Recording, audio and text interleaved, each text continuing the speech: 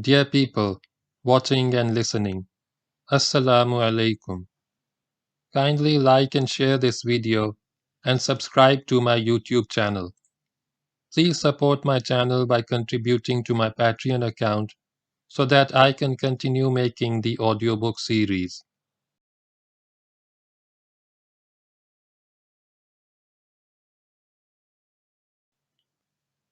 The book now continues with part 4, which tells in detail the Muslim conquest of Syria, which ran from 634 AD to 638 AD. Start of chapter 31. The unkind cut. Praise be to Allah who decreed that upon Abu Bakr, who was more beloved to me than Umar. Praise be to Allah who gave authority to Umar, who was less beloved to me than Abu Bakr, and compelled me to love him. Khalid ibn al-Waleed, upon breaking the news of Abu Bakr's death to his army. You have done deeds which no one has done, but people do nothing, for Allah is the doer. Arabian poet, quoted by Umar to Khalid. In Medina, as the old caliph lay dying, he sent for writing materials and wrote an order. After him, Umar would be the caliph, and the believers would swear allegiance to him. This was the last order of Abu Bakr, radiyallahu anhum. On August 22, 634 AD, 22nd Jamaadul Akhir, 13 Hijri, Abu Bakr died and Umar became caliph. On the same day, the new caliph issued his first order. Khalid was dismissed from the command of the Muslim army in Syria. He wrote to Abu Ubaidah as follows: In the name of Allah, the Beneficent, the Merciful, I urge upon you the fear of Allah who lives eternally, while everything else perishes, who has guided us away from wrongdoing and taken us out of darkness into light. I appoint you commander of the army of Khalid bin al-Waleed, so take charge as is your duty.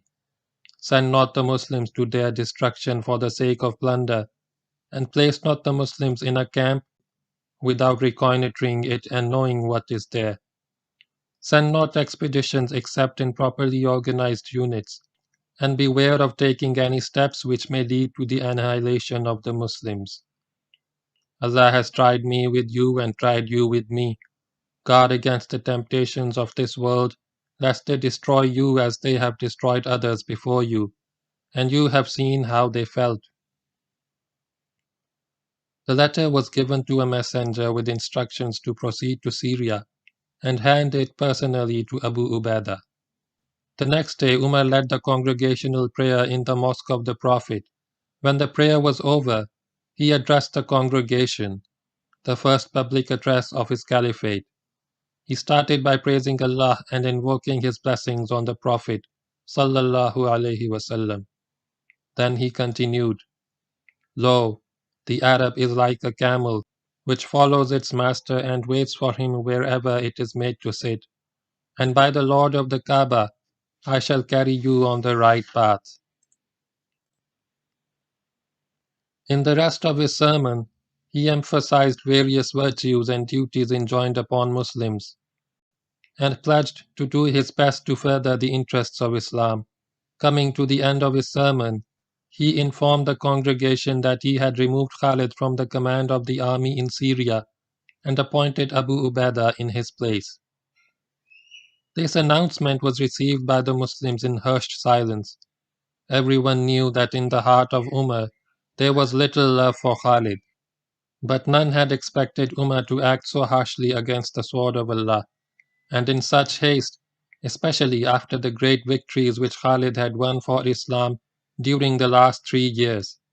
However, Umar was a much feared, albeit respected man, and few would dare to cross him. Moreover, as Caliph, he had the authority to appoint and dismiss commanders as he chose, and his decision had to be accepted and obeyed. All remained silent, with a silence more eloquent than words. But one youth who was present could not contain himself and leapt to his feet. Do you dismiss a man? He shouted at Umar. in whose hand Allah has placed a victorious sword and with whom Allah has strengthened His religion. Allah will never forgive you, nor will the Muslims, for sheathing the sword and dismissing a commander whom Allah has appointed to command. Umar knew this youngster. He was from the Bani Makhtul, the clan of Khalid. He could also sense the mood of the congregation and knew that its reaction to his announcement was anything but favorable. He decided not to say any more on the subject for the moment. He merely retorted, "The young man is angry on account of the son of his uncle," and walked away from the mosque.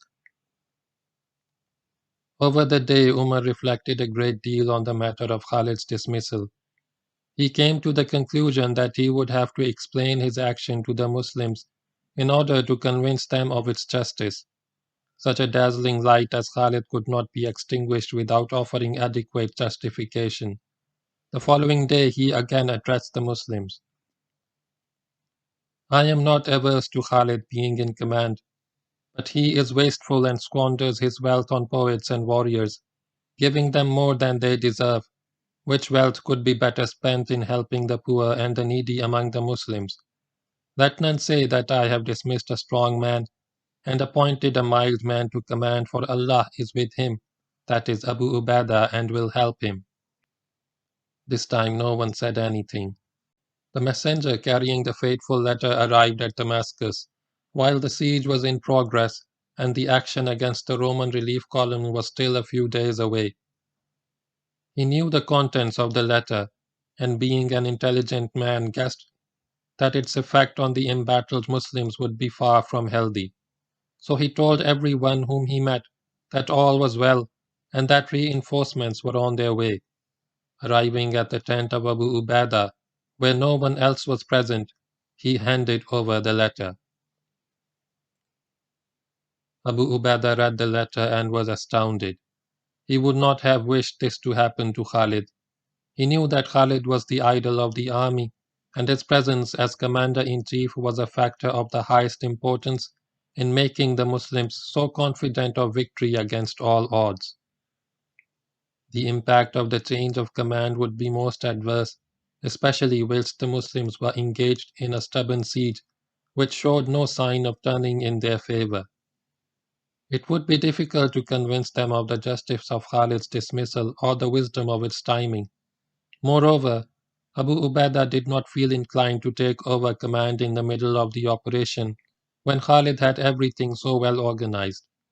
He therefore decided to say nothing about the death of Abu Bakr or the change of command until after the siege had been successfully concluded. The messenger, on being questioned, assured him that he had not divulged the contents of the Caliph's letter to anyone, and Abu Ubaidah cautioned him to keep the matter to himself. The Muslims at Damascus remained ignorant of the change of command during the rest of the siege. Even on the day of conquest, Abu Ubaidah made no reference to it in his altercation with Khalid, for doing so would have amounted to hitting below the belt and would have belittled Khalid in the presence of friend and foe. Thus it was Khalid who signed the pact with the Damascenes and not Abu Ubaidah. In fact, it was not until a few hours after Khalid's return from the raid at the meadow of Brocade that Abu Ubaidah drew him aside, told him of the death of Abu Bakr and the appointment of the new Caliph, and gave him Umar's letter to read. Slowly Khalid read the letter. It was quite clear. He had been sacked.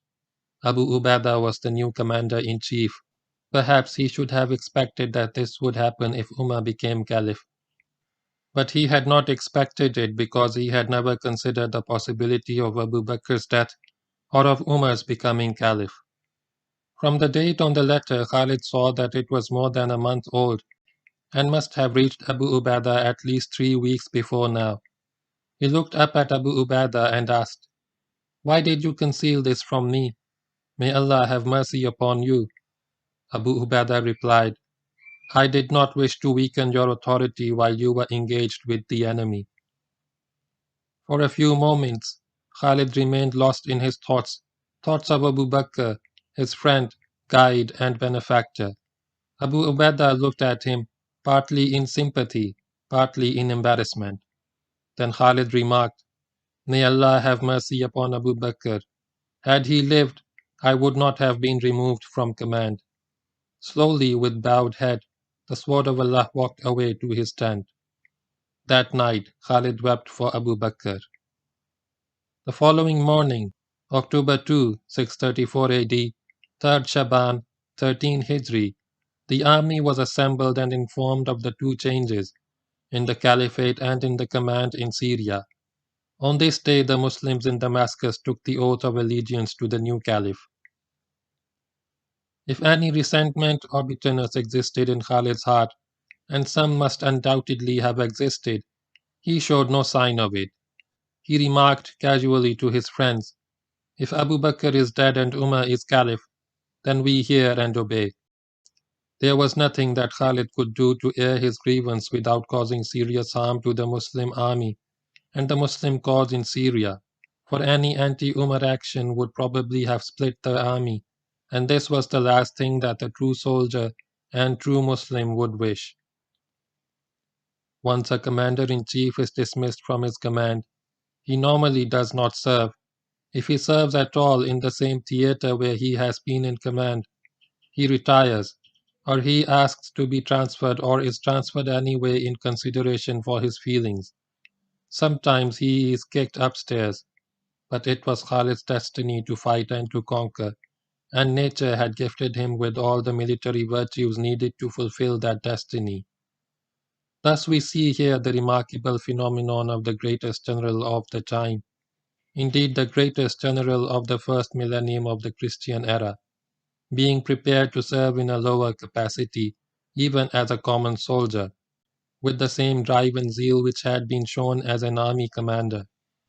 This willingness to serve also reflects the Muslim spirit of the time, and all this became evident a fortnight later in the crisis of Abu Quds. A week after Abu Ubaidah assumed command of the army, a Christian Arab, seeking the favor of the Muslims, came to the new commander-in-chief and informed him that in a few days a great fair would be held at Abu Quds. At this fair, visitors and merchants from all the lands in the ancient zone of the Byzantine Empire would come with costly wares to buy and sell. Should the Muslims wish to acquire more spoils, they only had to send a raiding column to pick up all the wealth they wanted. Abul Quds is now known as Abla and lies at the eastern foothills of the Lebanon range, near Zahle, about 40 miles from Damascus on the road to Baalbek.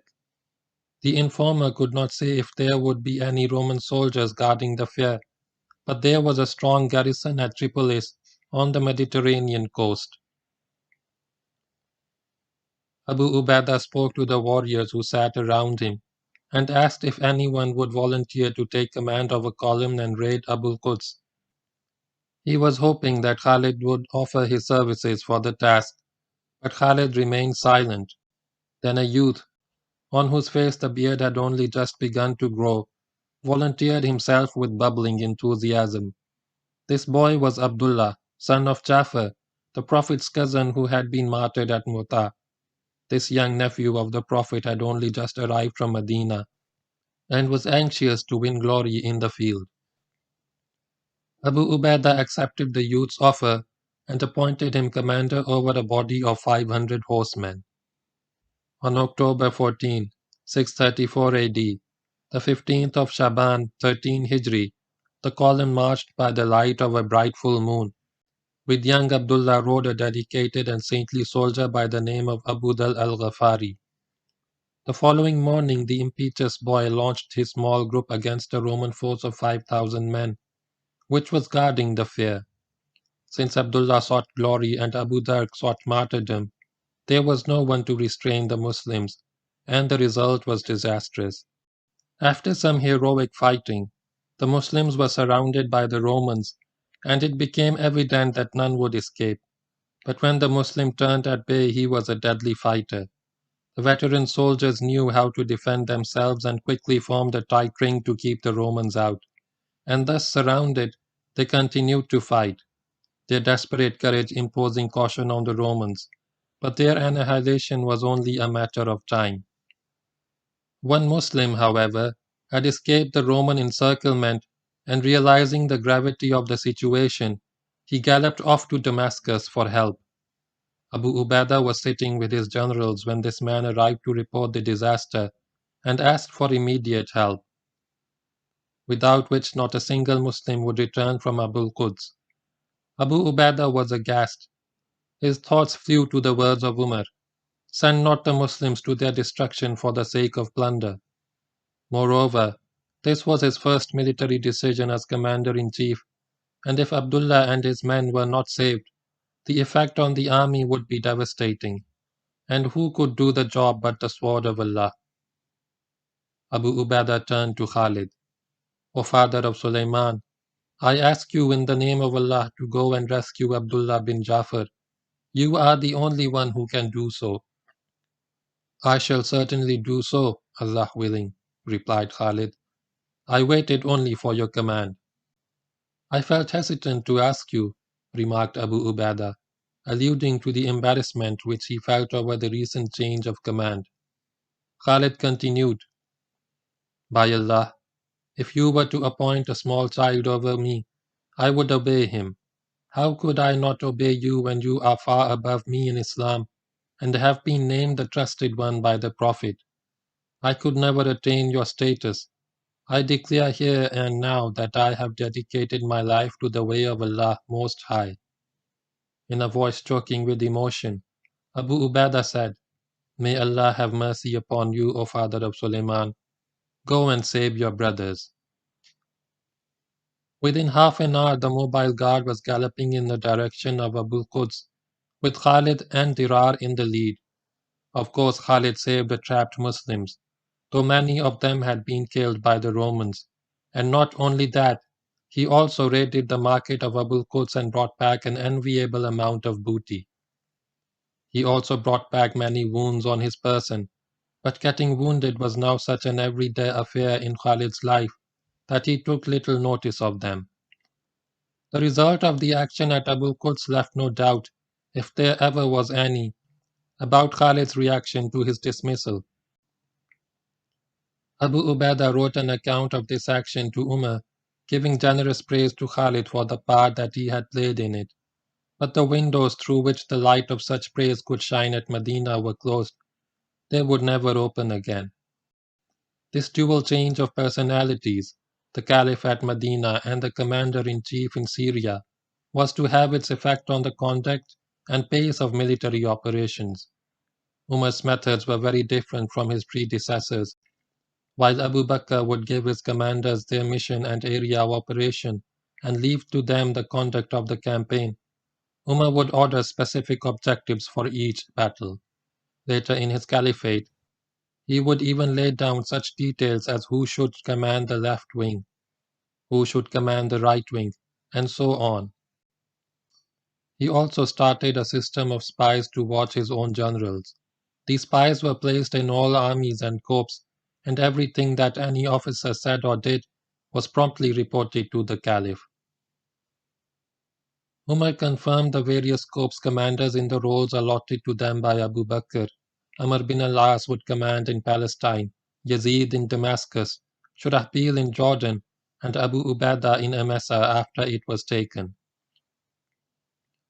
These roles included not only the military command of the various corps, but also political control over the provinces. Thus, for instance, Shurahbil was not only the corps commander for operations in Jordan, but also the governor of the district of Jordan. And yet Abu Ubaidah remained the commander-in-chief of the army as a whole, although he would command the army only when the corps fought together against the Romans. For Khalid there was no role. By the order of Umar, he would operate under Abu Ubaidah, and the latter confirmed him as the commander of the corps of Iraq, which included the mobile guard. In military status, Khalid was equal to the other corps commanders, but politically he was now a nobody. There was inevitably a slowdown in the pace of operations. Abu Ubaidah was a great man and personally a fearless and skillful fighter. Over the next few years, he would also become a good general as a result of Khalid's coaching. He would rely heavily on the advice of Khalid, whom he kept beside him as much as possible. but he never possessed the strategic vision or the tactical perception of Khalid. More often than not, he would hold councils of war or ride to Medina to seek the Caliph's decision regarding his next objective, whereas Khalid would rush like a tornado from battle to battle, using surprise, audacity, and violence to win his battles. Abu Ubaidah would move slowly and steadily, yet he too would win his battles. With this new arrangement, with the mutual respect and affection between Abu Ubaidah and Khalid unimpaired, and with Khalid throwing the great weight of his genius behind the new commander-in-chief, the conquest of Syria continued. End of chapter 31.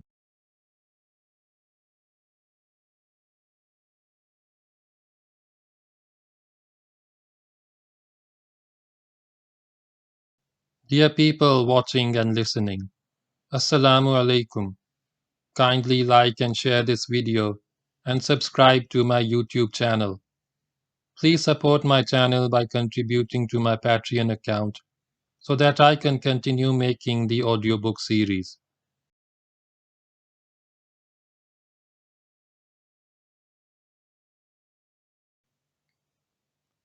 The book now continues with part 4, which tells in detail the Muslim conquest of Syria, which ran from 634 AD to 638 AD. Start of chapter 32. The Battle of Fahad. The plotting of evil surrounds only its own plotters. Quran, chapter 35, verse 43. More will be said in a later chapter about the character and abilities of Heraclius and the strategy he used for his attempt to crush the Muslim invaders of his empire. Here it may just be noted that as an enemy, Heraclius was a man to be reckoned with, not one to give up the struggle while the least hope remained. His next move after the affair of Abul Quds was to put another army in the field, consisting of fresh contingents from northern Syria, the Jazeera, and Europe. This army included the survivors of the Meadow of Brocade, part of the army gathered at Antioch, while part landed by sea at the Mediterranean ports in Syria and Palestine. The concentration of this army at Baisan, west of the Jordan River, began in late December 634 AD, early Zulqa'd 13 Hijri. From here the army would strike eastwards and cut Muslim communications with Arabia. According to this plan, which was typical of Heraclius, he would avoid a head-on clash with the Muslims at Damascus, put them in a position of strategical disadvantage, and force them to evacuate Damascus. Fahad, just east of the Jordan River, was already occupied by a Roman garrison of moderate size, which was engaged by a Muslim cavalry detachment under Abul Awar. The Muslims received intelligence of the movement of Roman contingents from local agents, and before the concentration of the Romans at Baisan was complete, they knew that the strength of this new army would be about 80,000 men, and that its commander was Saqalar, son of Mikhraq. It was evident that this force would move eastwards and place itself astride the Muslim lines of communication. A council of war was held by Abu Ubaidah, and it was decided that the Muslims should move and crush this new Roman army, leaving behind a strong garrison to hold Damascus against any threat from the north and west. By now the Muslims had fully rested after their heroic labors. Soon after Abul Quds, more reinforcements had been received from Arabia, while a large number of those who had been wounded in earlier battles had rejoined the Muslim ranks as fit soldiers. This raised the strength of the army to something like 30,000 men, organized in 5 corps of varying strength. Now the command arrangements made by Abu Bakr and confirmed by Umar came into effect in a rather unusual way. Yazid was the commander and governor of the Damascus region, and was consequently left in Damascus with his corps. Shurahbil was the commander appointed for the district of Jordan, in which lay Baisan and Fahad. Hence Abu Ubaidah, carrying out the Caliph's instructions to the letter, farther than was probably intended, handed over the command of the army to Shurahbil for the forthcoming operation. In about the second week of January 635 AD, the Muslim army, leaving behind the corpse of Yazid, marched from Damascus under the command of Shurahbil, with Khalid and the corps of Iraq forming the advance guard. In the middle of January, the Muslims arrived at Fahal to find the Roman garrison gone, Abu Awar in occupation of the town, and what looked like a marsh stretching on both sides of the Jordan River. As soon as the Roman garrison of Fahal had heard of the advance of the Muslim army from Damascus, it had left the place in haste, and withdrawing across the river, joined the main body of the Roman army at Baisan. Immediately after, the Romans, not wishing to be disturbed at Baisan before their preparations were complete, dammed the river a few miles south of the Baisan-Fahal line and flooded the low-lying belt which stretched along both banks of the river. The flooded area was determined by the contour line and in places was up to a mile from the river. There were some routes across this inundated area, but they were known only to the Romans. The Muslims knew the desert, they had come to know the hills, but this spelt of water and mud which stretched along their front was a new experience and left them nonplussed. However, they decided to attempt a crossing. Shurahbil deployed the army at the foot of the slope below Fahl, facing northwest, with Abu Ubaidah and Amr bin al-As commanding the wings. Sirah was appointed commander of the Muslim cavalry, while Khalid with his corps was placed in front to lead the advance to Baisan. In this formation the Muslims advanced, but they had not gone far when the advance guard got stuck in the mud and had considerable difficulty in extricating itself. Cursing the Romans for this stratagem, the Muslims returned to Fahl and waited. Thus a whole week passed. Now Saqalar, the Roman commander, decided that the time had come to strike. His preparations were complete and he hoped to catch the Muslims off guard since the march would give them, he hoped, a false sense of security. His guides would lead the army through the marsh, which the Muslims regarded as impassable. Soon after sunset on January 23, 635 AD, the 27th of Zulqad, 13 Hijri, the Roman army formed up west of the river and began its advance towards Fahl, intending to surprise the Muslims in their camps at night. But the Muslims had not relaxed their guard. Shurahbil was a watchful general and had deployed the Muslim camp to correspond to the battle positions of the corps, and kept a large portion of each corps in its battle positions during the night. He had also placed a screen of scouts along the marsh to watch and report any movement by the Romans towards Fahl. Thus, as the Romans neared Fahl, they found an army, not resting in its camp but formed up in battle array. Immediately on contact, the battle began. The two armies fought all night, and the whole of the next day, January 24, 635 AD. The Muslim army remained on the defensive and beat off all attempts by the Romans to break through, during one of which Saqalar was killed. By the time darkness had set in again, the Romans decided that they had had enough. They had suffered heavily at the hands of the Muslims, who had stood like a wall of steel in their path. And this wall had not been breached at a single place. Under cover of darkness, the Romans disengaged and began to withdraw across the marsh towards Baisan. This was the moment that Shurahbil was waiting for. He had fought the Romans until they were exhausted, and suffering from the adverse psychological impact of repeated repulses, had started to withdraw. Now was the time to launch the counterstroke. Shurahbil ordered the advance, and in the darkness the desert dwellers slept upon the backs of the Romans. This time the Roman traffic control plan failed. Thousands of them were lost in the marsh, and as the screaming masses of the Muslims came after them, they gave way to panic and lost all order and cohesion. The Muslims set to with gusto to finish this army and played havoc with their terrified enemy. About 10,000 Romans perished in the Battle of Fahad, which is also known in the Muslim history as the Battle of Mud. Some of the Romans arrived safely at Baisan, while others, fleeing for their lives in total disorder, dispersed in all directions. With the defeat of this Roman army, the Muslim army also broke up. Abu Ubaidah and Khalid remained at Fahad, whence they would shortly set out for Damascus and northern Syria.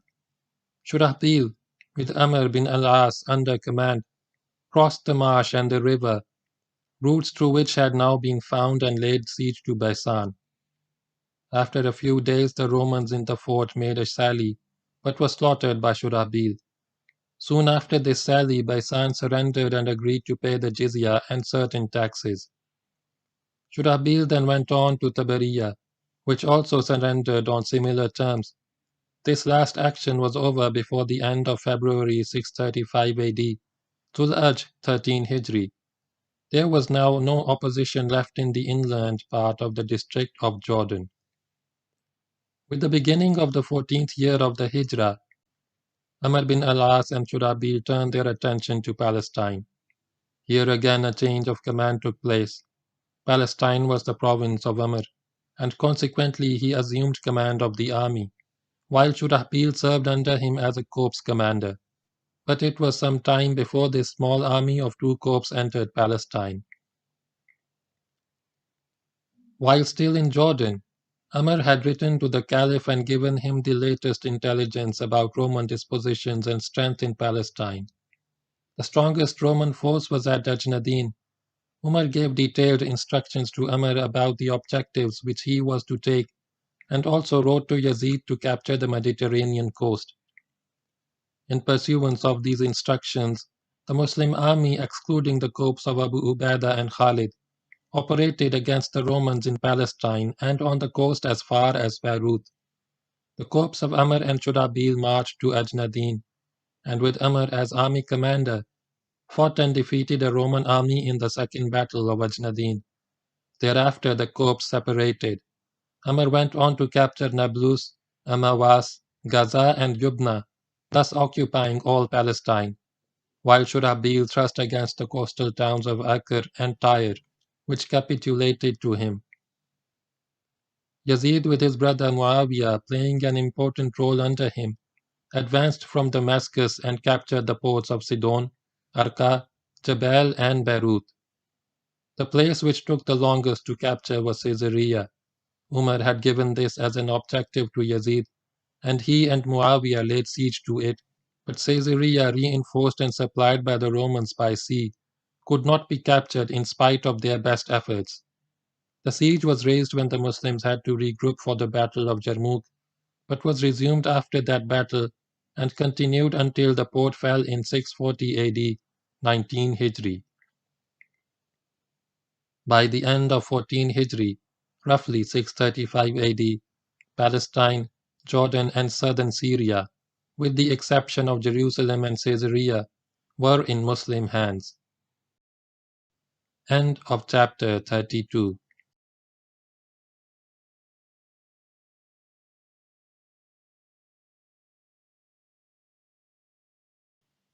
Dear people watching and listening, Assalamu alaikum.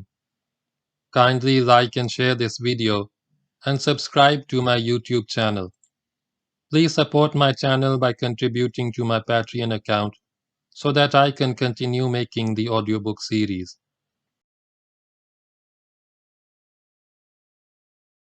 The book now continues with part 4, which tells in detail the Muslim conquest of Syria, which ran from 634 AD to 638 AD. Start of chapter 33.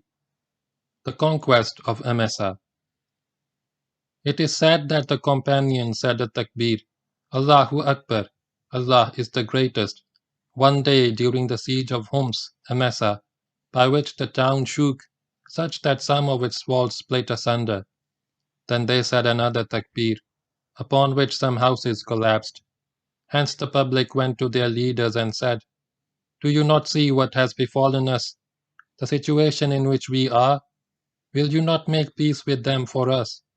so they made peace with them upon terms similar to those of Damascus. Ibn Kathir, Al-Bidaya wan-Nihaya, Dar Abi Hayyan, Cairo, 1st edition, 1416-1996, Volume 7, page 65. In early March 635 AD, early Muharram 14 Hijri, Abu Ubaidah and Khalid set off from Fahal to carry the war to the north. They had waited at Fahal while Shurabil was dealing with Baisan and Tabariya, in case a large-scale battle should develop necessitating their participation. Once Tabariya was taken, the possibility of such a battle in Jordan vanished and they were free to depart. A few miles west and southwest of Damascus stretched a grassy plain known in Muslim history as Marjoram, that is the meadow of Rome, and towards this plain Abu Ubaidah and Khalid moved with the intention of bypassing Damascus and continuing the advance to Msa. Yazid was still in peaceful occupation of Damascus and would remain there a few months yet before receiving orders from Umar to operate against the Mediterranean coast. At Marjoram, Abu Ubaidah again made contact with sizable Roman forces. On hearing of the Muslim operation at Baisan and Tabariya, Heraclius surmised that the Muslims had chosen Jordan and Palestine as their next strategic objectives and were not interested in northern Syria. He also heard that only a weak corps of the Muslim army remained at Damascus, and this corps was showing no sign of aggressive intent. He therefore determined to retake Damascus rapidly. With this objective in view, he sent a Roman force under a general named Theodorus to fight and defeat the Muslim garrison in Damascus and reoccupy the city. This force set off from Antioch and moving via Beirut, approached Damascus from the west. This movement, however, had hardly begun when Heraclius was informed that Abu Ubaidah and Khalid had left Fahal and were moving north again. They would arrive at Damascus at about the same time as Theodorus, and the Romans would then not have a chance to retake the city. To strengthen the Roman force, Heraclius ordered the detachment of a part of the large garrison of Msa to reinforce Theodorus. This detachment, under the command of Shams, marched from Msa on the direct route to Damascus. The Muslims arrived at Marjoram to find Theodorus waiting for them. On the same day, Shams also arrived from Msa, and the two armies deployed in battle formation facing each other. In this deployment, Abu Ubaidah stood opposite Shams while Khalid stood opposite Theodorus.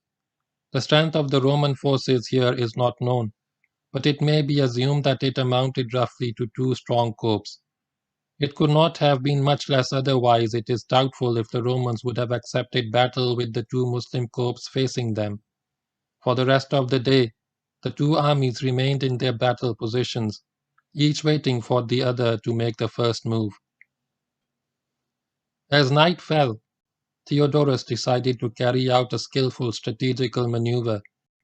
Leaving Shams to face the Muslims, he pulled back his corps under cover of darkness, moved it round the flank of Khalid, and by dawn on the next day arrived Damascus. His intention was to keep the main Muslim army busy at Marjoram with the corps of Shams, while with his own corps he quickly destroyed the Muslim garrison of Damascus. It was a very clever plan, and the movement was carried out with such perfect organization that it was not until the latter part of the night that the Muslims came to know that half the Roman army facing them was no longer there. At Damascus, Yazid's scouts brought word at dawn of the coming of the Romans.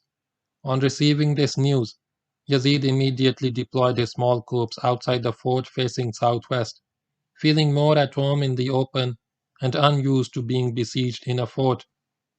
The Muslims preferred to fight in the plain rather than in the city. Just after sunrise began the battle between Theodorus and Yazid, and soon the Muslims found themselves hard-pressed, for the Roman force vastly outnumbered them. But they held their own till about mid-morning. Then, just as the situation had become desperate for Yazid, the Romans were struck in the rear by a furious mass of Muslim horsemen.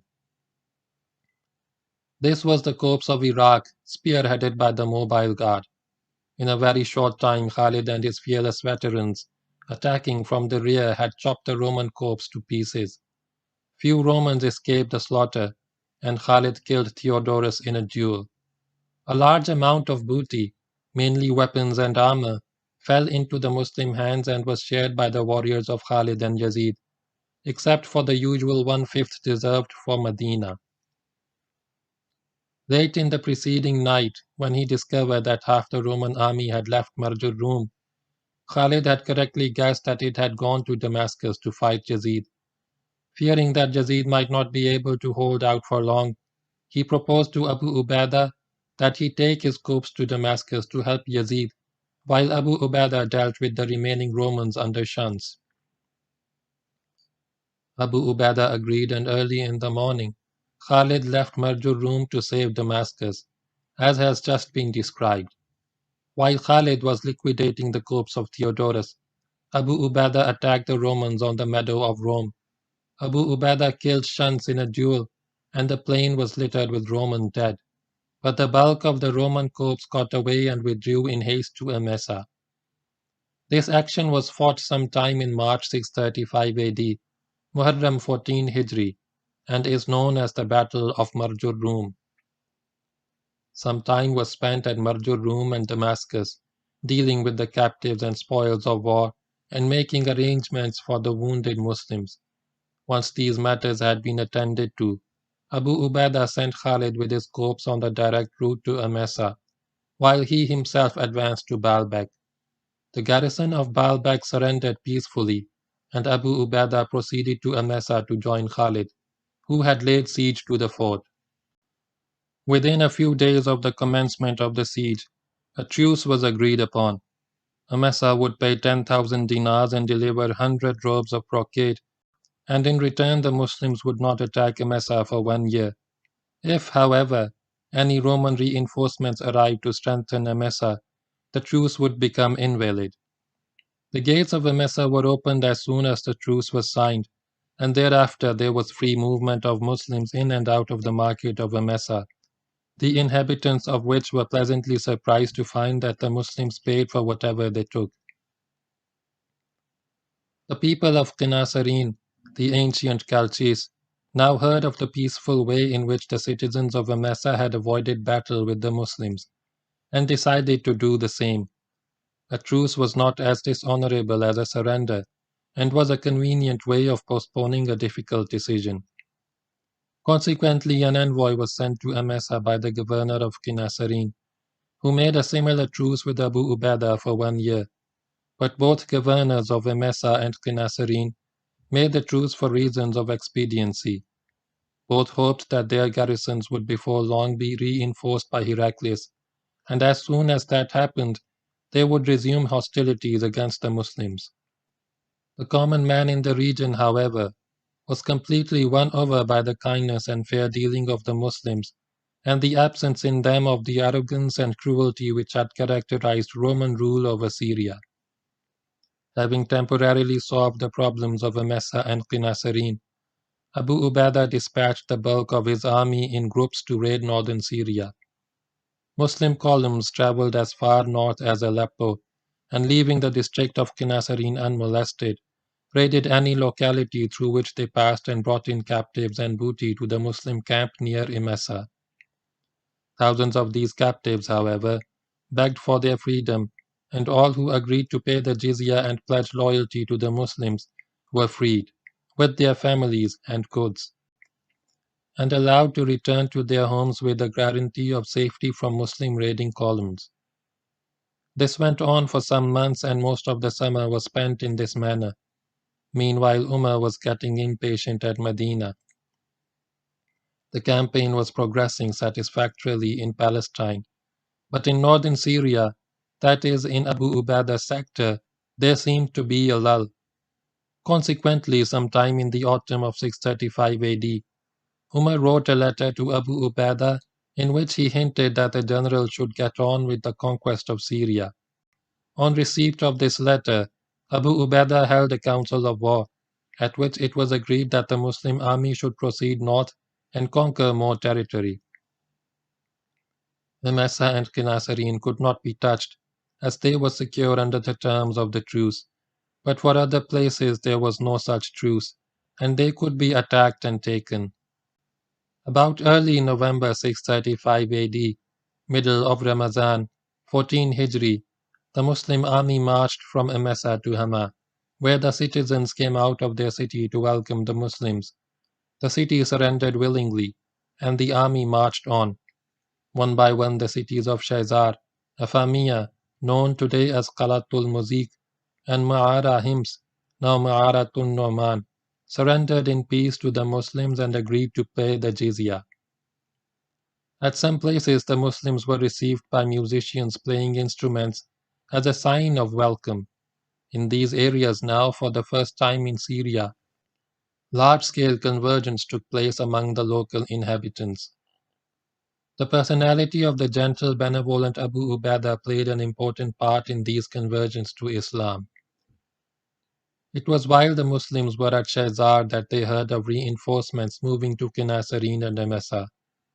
The truce was thus violated by the Romans. The arrival of these reinforcements put fresh courage in the hearts of the Romans at Msa and Qinasareen, and the arrival of winter gave them a further assurance of success.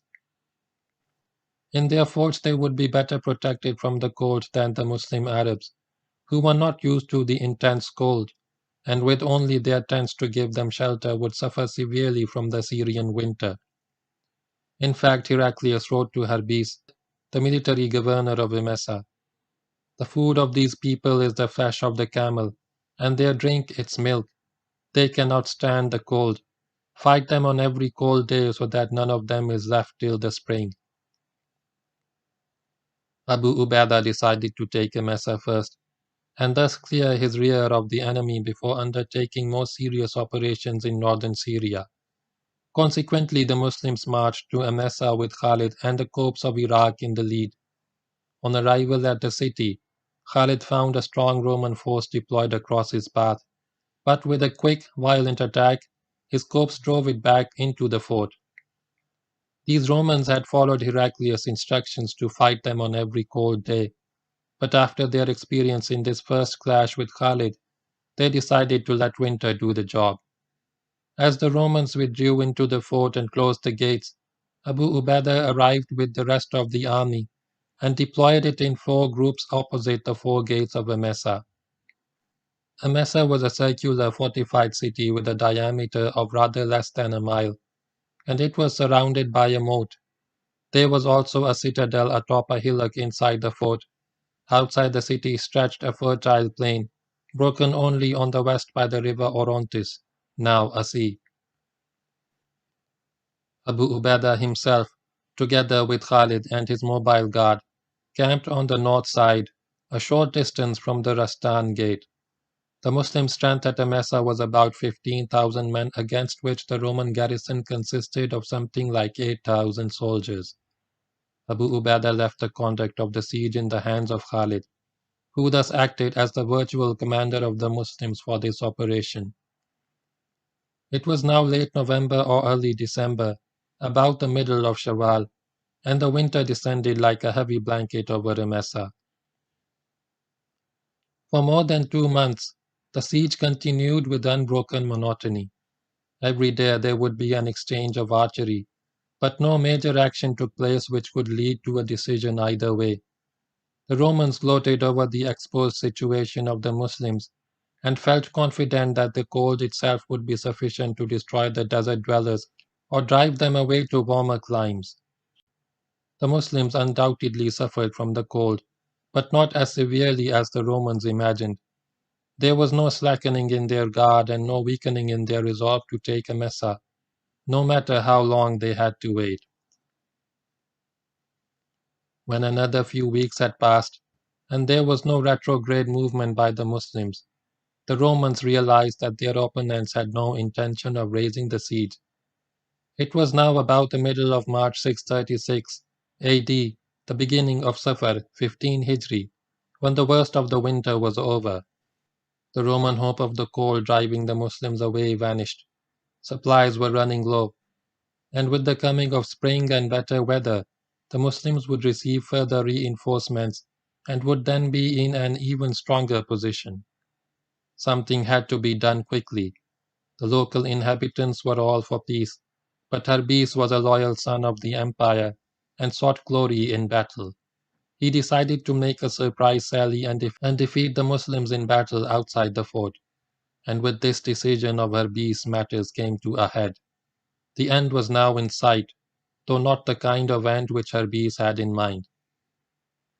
Early one morning, the Rastan gate was flung open and Harbiz led 5,000 into a quick attack on the unsuspecting Muslims facing that gate. The speed and violence of the attack took the Muslims by surprise, and although this was the largest of the four groups positioned at the four gates, it was driven back from the position where it had hastily formed up for battle. A short distance back, the Muslims reformed their front and held the attack of the Romans, but the pressure became increasingly heavy, and the danger of a breakthrough became clearly evident. Abu Ubaidah now asked Khalid to restore the situation. Khalid moved forward with the mobile guard, took the hard-pressed Muslims under his command, and redisposed the Muslim army for battle. The surprise of the morning had had a depressing effect on the Muslims, who had already been distressed by the discomfort of the cold, and they took some time to recover from it. But with Khalid present in their midst, they soon regained their spirits and began to give as well as they took. This situation continued till midday. Then Khalid took the offensive and steadily pushed the Romans back, though it was not till near sunset that the Romans were finally driven back into the fort. The sally had proved unsuccessful, but it had the effect of making the Muslims feel a special respect for Harbiz and the Roman warriors of Msa. The following morning, Abu Ubaidah held a council of war. The Muslim officers were in a restrained mood and did not show their usual enthusiasm. Abu Ubaidah expressed his dissatisfaction with the manner in which the Muslims had given way before the Roman attack, whereupon Khalid remarked that these Romans were the bravest he had ever met. "Then what do you advise, O father of Suleiman?" asked Abu Ubaidah. "May Allah have mercy upon you."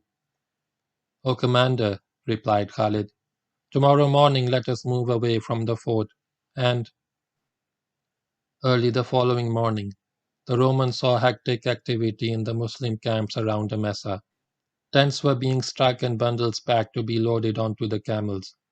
Before their eyes, the main body of the Muslims began to march away to the south, leaving behind small parties to see to the movement of the families, the baggage, and the flocks. Here was deliverance. The Muslims were raising the siege and withdrawing to the south. The winter had caught them after all. The Roman soldiers rejoiced at this sight, but Harbiz was not a man to be content with a drawn battle. His trained eye could see a military opportunity when it appeared, and such an opportunity had clearly presented itself. He immediately collected 5,000 Roman warriors and led them out of the fort to chase the Muslims. As the Romans approached the main Muslim camp, the few Muslim warriors who were there looked at them with horror, and with cries of fear fled southwards, leaving behind the families and the flocks and the baggage. Harbiz decided to leave the camp alone for the moment. The camp could wait. He launched his mounted force into a fast pursuit to catch up with the retreating enemy and strike him down as he fled. He caught up with the Muslims a few miles from Msa. His leading elements were about to pounce upon the retreating enemy, when the Muslims suddenly turned and struck at the Romans with such ferocity that they were taken aback and hard put to defend themselves. As the Muslims turned on the Romans, Khalid shouted a command at which two mounted groups detached themselves from the Muslim army, galloped round the flanks of the surprised Romans, and met between them. The plan proposed by Khalid had universally accepted the day before at the council of war had worked. The Romans were now trapped in a ring of steel. Ruefully, Harbiz thought of the words of a local priest, who had tried to warn him as he was leaving Msa to pursue the Muslims.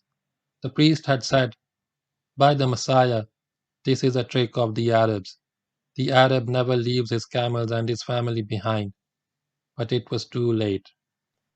Steadily and systematically, the Muslims closed in from all sides, striking with spears and swords. Heaps of Roman bodies began to accumulate on the bloody earth. At first the Romans fought with the courage of wild animals at bay, but as more and more of them fell, their mood turned to dismay and hopelessness. Khalid, striking left and right with his sword, got through with a small group to the center of the Roman army, and here he saw Habis still fighting, still refusing to give up. Khalid made for Habis, but was intercepted by a huge Roman general. The Romans did not know that even if they escaped from this trap, they would have nowhere to go. At the time when the Muslims started their attack on the encircled Romans, a group of 500 horsemen under Mu'adh bin Jabal had galloped back to Msa to see to it that no escaping Roman got into the fort. As these horsemen neared Msa, the terrified inhabitants and the remnants of the Roman garrison, which had not joined the pursuit, hastily withdrew into the fort and closed the gates. Mu'adh deployed his men in front of the gates to prevent the Romans in Msa from coming out and the Romans outside Msa from getting in. The Muslim camp was now safe. Khalid and the Roman general squared off. This general had been described by eyewitnesses as a man roaring like a lion. Khalid was the first to strike and brought down his sword with all his strength on the heavily armored head of the Roman. But instead of piercing the helmet, the sword broke and Khalid was left with the hilt in his hand. Before the Roman could strike, Khalid closed in and grappled with him.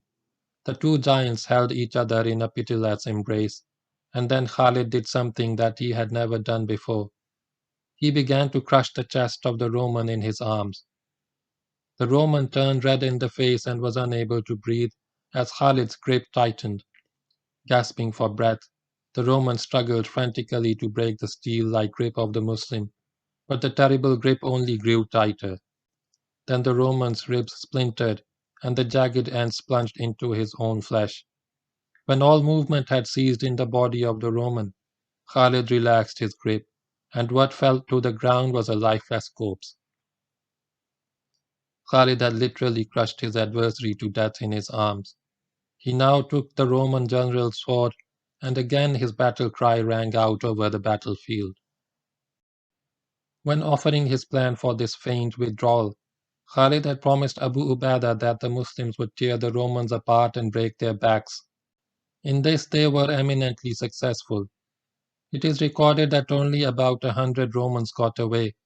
The Muslims, on the other hand, lost only 235 dead in the entire operation against Msa, from the beginning of the siege to the end of this last action. As soon as this action was over, Muslims returned to Msa and resumed the siege, but those who were in Msa had now no stomach for fighting. The local inhabitants offered to surrender on terms, and Abu Ubaidah accepted the offer. This happened around the middle of March 636 AD, beginning of Safar 15 Hijri. The inhabitants paid the jizya at the rate of 1 dinar per man, and peace returned to Msa.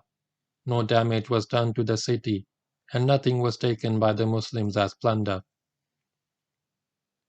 Soon after the surrender of Msa, the Muslims set out once again for the north, intending to take the whole of northern Syria this time, including Aleppo and Antioch. They went past Hama and arrived at Shazer. Here a Roman convoy taking provisions to Kinasarine and escorted by a small body of soldiers was intercepted and captured by Khalid. The prisoners were interrogated, and the formation they provided stopped the Muslims in their tracks. The Muslims had fought and defeated every force that Heraclius had thrown against them, all the armies, all the relief columns, all the fortress garrisons. All had bowed before the superior military quality of the Muslim army.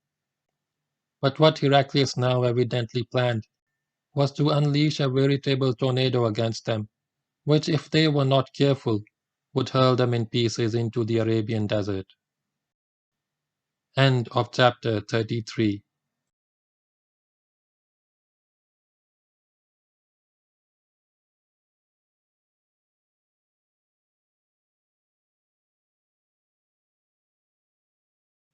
Dear people watching and listening, Assalamu alaikum. Kindly like and share this video and subscribe to my YouTube channel. Please support my channel by contributing to my Patreon account so that I can continue making the audiobook series. The book now continues with part 4, which tells in detail the Muslim conquest of Syria, which ran from 634 to 638 AD. Start of chapter 34. The Eve of Yarmouk. Mahan.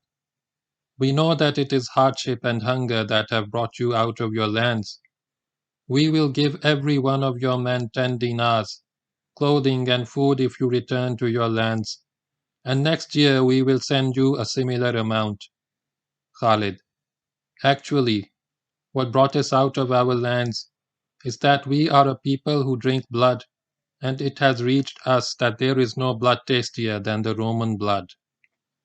From Ibn Kathir, Al-Bidaya wan Nihaya, Dar Abi Hayyan, Cairo, 1st edition, 1416-1996, Volume 7, page 14. The Syrian theatre of operations was like an arena entered by the contestants from opposite sides. Beyond each entrance stretched a sea, which was the home ground of the contestant entering from that side. On the west of Syria and Palestine lay the blue expanse of the Mediterranean, which was a Roman lake. On the east and south stretched the desert in whose wastes the Arab was master. The Romans could move with freedom over the Mediterranean in fleets of ships without interference by the Muslims, while the Muslims could move in the desert on fleets of camels with a similar freedom from interference by the Romans. Neither could the Muslims venture into the sea of water, nor the Romans into the sea of sand. Within the total arena, both sides could maneuver with ease. Thus, for the purpose of fighting a battle in this arena, the ideal location for each side was its home bank, where it could deploy with its back to its sea and withdraw in safety in case of a reverse. While at the same time, if victorious, it could pursue and destroy its opponent before he could escape to his refuge.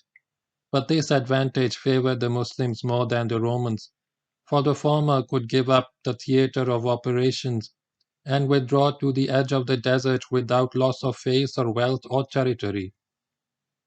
The Romans could not give up the theatre of operations as it was their empire and had to be defended, and this strategical advantage which the Muslims enjoyed of being able to fight on their home ground was very much in the mind of Heraclius when he planned the next and greatest operation of this campaign. Heraclius had come to the throne in 610 AD, when the affairs of the Eastern Roman Empire were at their lowest ebb, and the empire consisted of little more than the area around Constantinople and parts of Greece and Africa. At first he had had to swallow many bitter pills, but then fortune smiled on him, and over a period of almost 2 decades he re-established the empire in all its former greatness. He defeated the barbarians of the north, the Turks of the Caucasus, and the highly civilized Persians of the empire of Khusros. And he did this not only with hard fighting, but also, and this was more important, by masterly strategy and superb organization. Heraclius was a strategist to the fingertips, and it was only his extraordinary organizational ability which made it possible for the Romans to create and put into the field a vast but closely knit imperial army consisting of more than a dozen nations from the Franks of Western Europe to the Armenians of the southern Caucasus. Now Heraclius was again being made to swallow bitter pills, and what made the pills still more bitter was the fact that they had been thrust down his throat by a race which the Romans had detested and scorned and regarded as too backward and too wretched to constitute any kind of military threat to the empire. All the maneuvers against the Muslims, though strategically flawless, had ended in defeat, The first concentration of the Roman army at Ajnadin, once it was to have struck in the rear of the Muslims, was destroyed by Khalid in the first battle of Ajnadin. Heraclius's attempt to limit Muslim success by a stout defense of Damascus had failed, in spite of his best efforts to strengthen the beleaguered garrison. His next offensive maneuver, the concentration of a fresh Roman army at Baisan, whence it was again intended to strike in the rear of the Muslims, had also failed, his army being trounced by Shurahbil. Therefore, not only had his attempt to retake Damascus been defeated by Abu Ubaidah and Khalid, but his other defenses also crumbled as the Muslims went from victory to victory and took almost all of Palestine and Syria as far north as Msa. Heraclius decided to organize a massive and overwhelming retaliation. He would raise such an army as had never been seen in Syria, and with this army, he would bring the Muslims to battle in such a way that few, if any, would escape his clutches. This was to turn defeat into a glorious triumph. In late 635 AD, while Msa was under siege, Heraclius began preparations for this great maneuver. Entire corps were gathered from all parts of the empire, and these were joined by princes and nobles of the realm and dignitaries of the church. By May 636 AD, an army of over 150,000 men had been put under arms and concentrated in the area of Antioch and in parts of northern Syria. This powerful military force consisted of contingents of Russians, Slavs, Franks, Romans, Greeks, Georgians, Armenians, and Christian Arabs. No people of the cross living in the Byzantine Empire failed to send warriors to the new army to fight the invaders in the spirit of a Christian crusade. This force was organized into 5 armies, each of about 30,000 soldiers.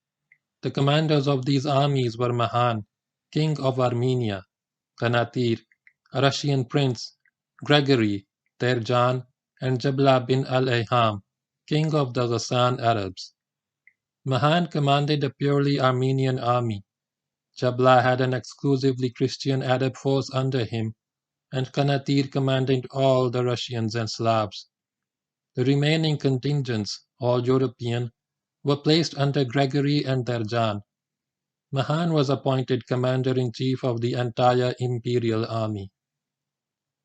At this time, the Muslims were split in 4 groups: Amr bin al-As in Palestine, Shurahbil in Jordan, Yazid at Caesarea, and Abu Ubaidah and Khalid at Msa, and to the north.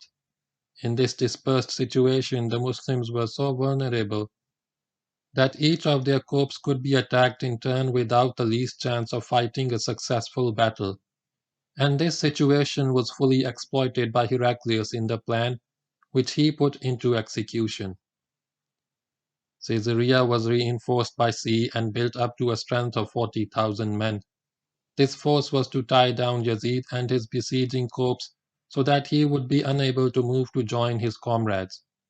The rest of the imperial army would operate on the following plan. A. Qanatir would move along the coastal route up to Beirut, then approach Damascus from the west and cut off Abu Ubaidah. B. Jabla would march from Aleppo on the direct route to Msa via Hama and hold the Muslims frontally in the Msa region. Christian Arabs would be the first to contact the Muslim Arabs, and this was probably in the fitness of things. As Heraclius said to Jabla, everything is destroyed by its own kind, and nothing cuts steel but steel. C. Derjan would move between the coast and the Aleppo road and approach Msa from the west, thus striking the Muslims in their flank, while they were held frontally by Jabla. D.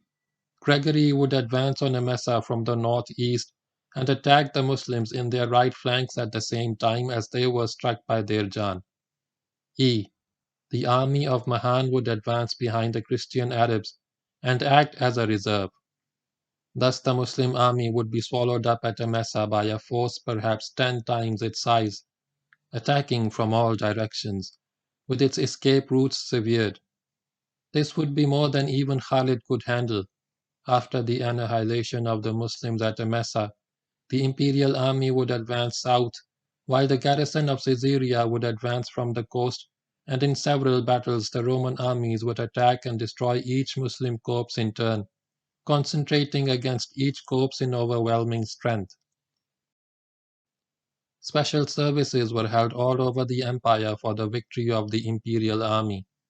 Generals and bishops exhorted the men to fight in defense of their faith and save their land and its people from the alien invaders. And on this masterly design, the Imperial Army was launched from Antioch and northern Syria sometime in the middle of June 636 AD. When the leading elements of Jabla's army arrived at Emesa, they found no Muslims. The army of Qanatir hit Damascus from the west in joyful anticipation of the destruction of the Muslims, thus trapped in Damascus and the north. But there was not a single Muslim soldier in Damascus and the north. The birds had flown. It was at Shaizar, through the Roman prisoners, that the Muslims first came to know of the preparations being made by Heraclius. The Muslims had established an excellent intelligence system in the land, and no major movement or concentration of enemy forces remained concealed from them. In fact, they had agents within the Roman army. As the days lengthened into weeks, the pieces of intelligence brought in by agents were put together like a jigsaw puzzle, and the movement of the Roman armies had hardly got under way when the Muslims knew of it and of the directions taken by the armies. Even the reinforcement of Caesarea and its strength were known. The Muslims were staggered by the reports, each of which seemed worse than its predecessor. The horizon became darker and darker. Khalid, however, with his unerring sense of strategy, at once saw the design of Heraclius and realized how terribly vulnerable the Muslim army was at Emesa and Shaizar. The soundest course was to pull back from north and central Syria, as well as from Palestine, and concentrate the whole army so that strong, united opposition could be put up against the Roman juggernaut, preferably not far from the friendly desert. Khalid advised Abu Ubaidah accordingly, and the army commander accepted the proposal. He ordered the withdrawal of the army to Jabiya, which was the junction of the routes from Syria, Jordan, and Palestine.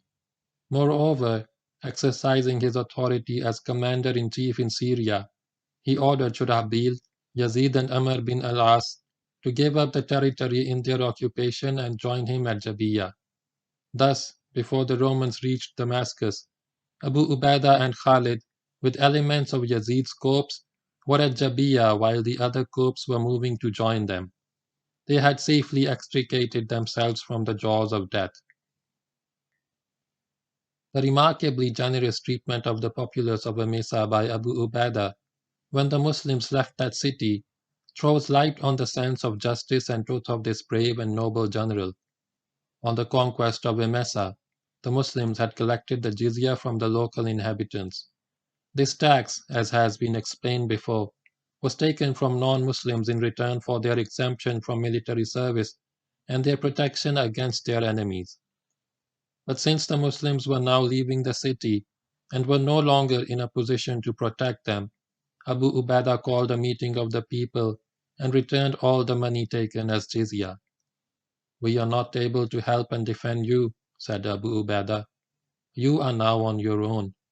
To this the people replied, "Your rule and justice are dearer to us than the oppression and cruelty in which we existed before." The Jews of Emesa proved the most loyal in their friendship, and swore that the officers of Heraclius would not enter the city except by force. Moreover, not content with doing total justice in the matter of the jizya in his own province, Abu Ubaidah also wrote to the other corps commanders in Syria to return the jizya to the people who had paid it, and this was done by every Muslim commander before he marched away to join Abu Ubaidah at Jabiya. Such an extraordinary and voluntary return by an all-conquering army of what it has taken, accordingly to mutually arranged terms, had never happened before. It would never happen again. in the middle of July 636 AD, the forward elements of the Imperial Army, consisting of Christian Arabs, made contact with Muslim screens between Damascus and Jabiya. Abu Ubaidah was now deeply worried. A battle was certain, and one that would decide the fate of the Muslims in Syria. The enemy's strength, believed by the Muslims to be 200,000, seemed like a horrible nightmare. Abu Ubaidah worried not for himself but for the Muslim army and the Muslim cause. He called a council of war to brief the officers about the enemy situation and get ideas. The officers sat in silence, weighed down by the forbidding prospect which faced them. One spoke in favor of a withdrawal into Arabia, where the army could wait until this Roman storm has passed and then re-enter Syria. But this proposal was rejected as being tantamount to abandoning all the Muslim conquests in Syria and exchanging the good life of this land for the hardship and hunger of the desert. Others spoke in favor of fighting here and now, trusting to Allah for victory, and most of the assembled officers favored this proposal. The mood of the council, however, was not of happy enthusiasm, but of grim determination to fight, and if necessary, go down fighting. Khalid remained silent while this discussion was in progress. Then Abu Ubaidah turned to him and said, O father of Suleiman, you are a man of courage and resolve and judgment. What do you think of all this? What they say is good, replied Khalid. I have different views, but shall not oppose the Muslims. If you have other views, speak, said Abu Ubaidah, and we shall do as you say. Khalid then gave his plan. Know, O commander, that if you stay at this place, you will be helping the enemy against you. In Caesarea, which is not far from Jabiya, there are 40,000 Romans under Constantine, son of Heraclius. I advise you to move from here and place Azra behind you and be on the Yarmouk. Thus it would be easier for the Caliph to send reinforcements, and ahead of you there would be a large plain suitable for the charge of cavalry. Khalid did not specifically say so, but the inference was that Constantine, advancing from Caesarea, could attack the Muslims in the rear at Jabiya, while they faced the Imperial Army from the north.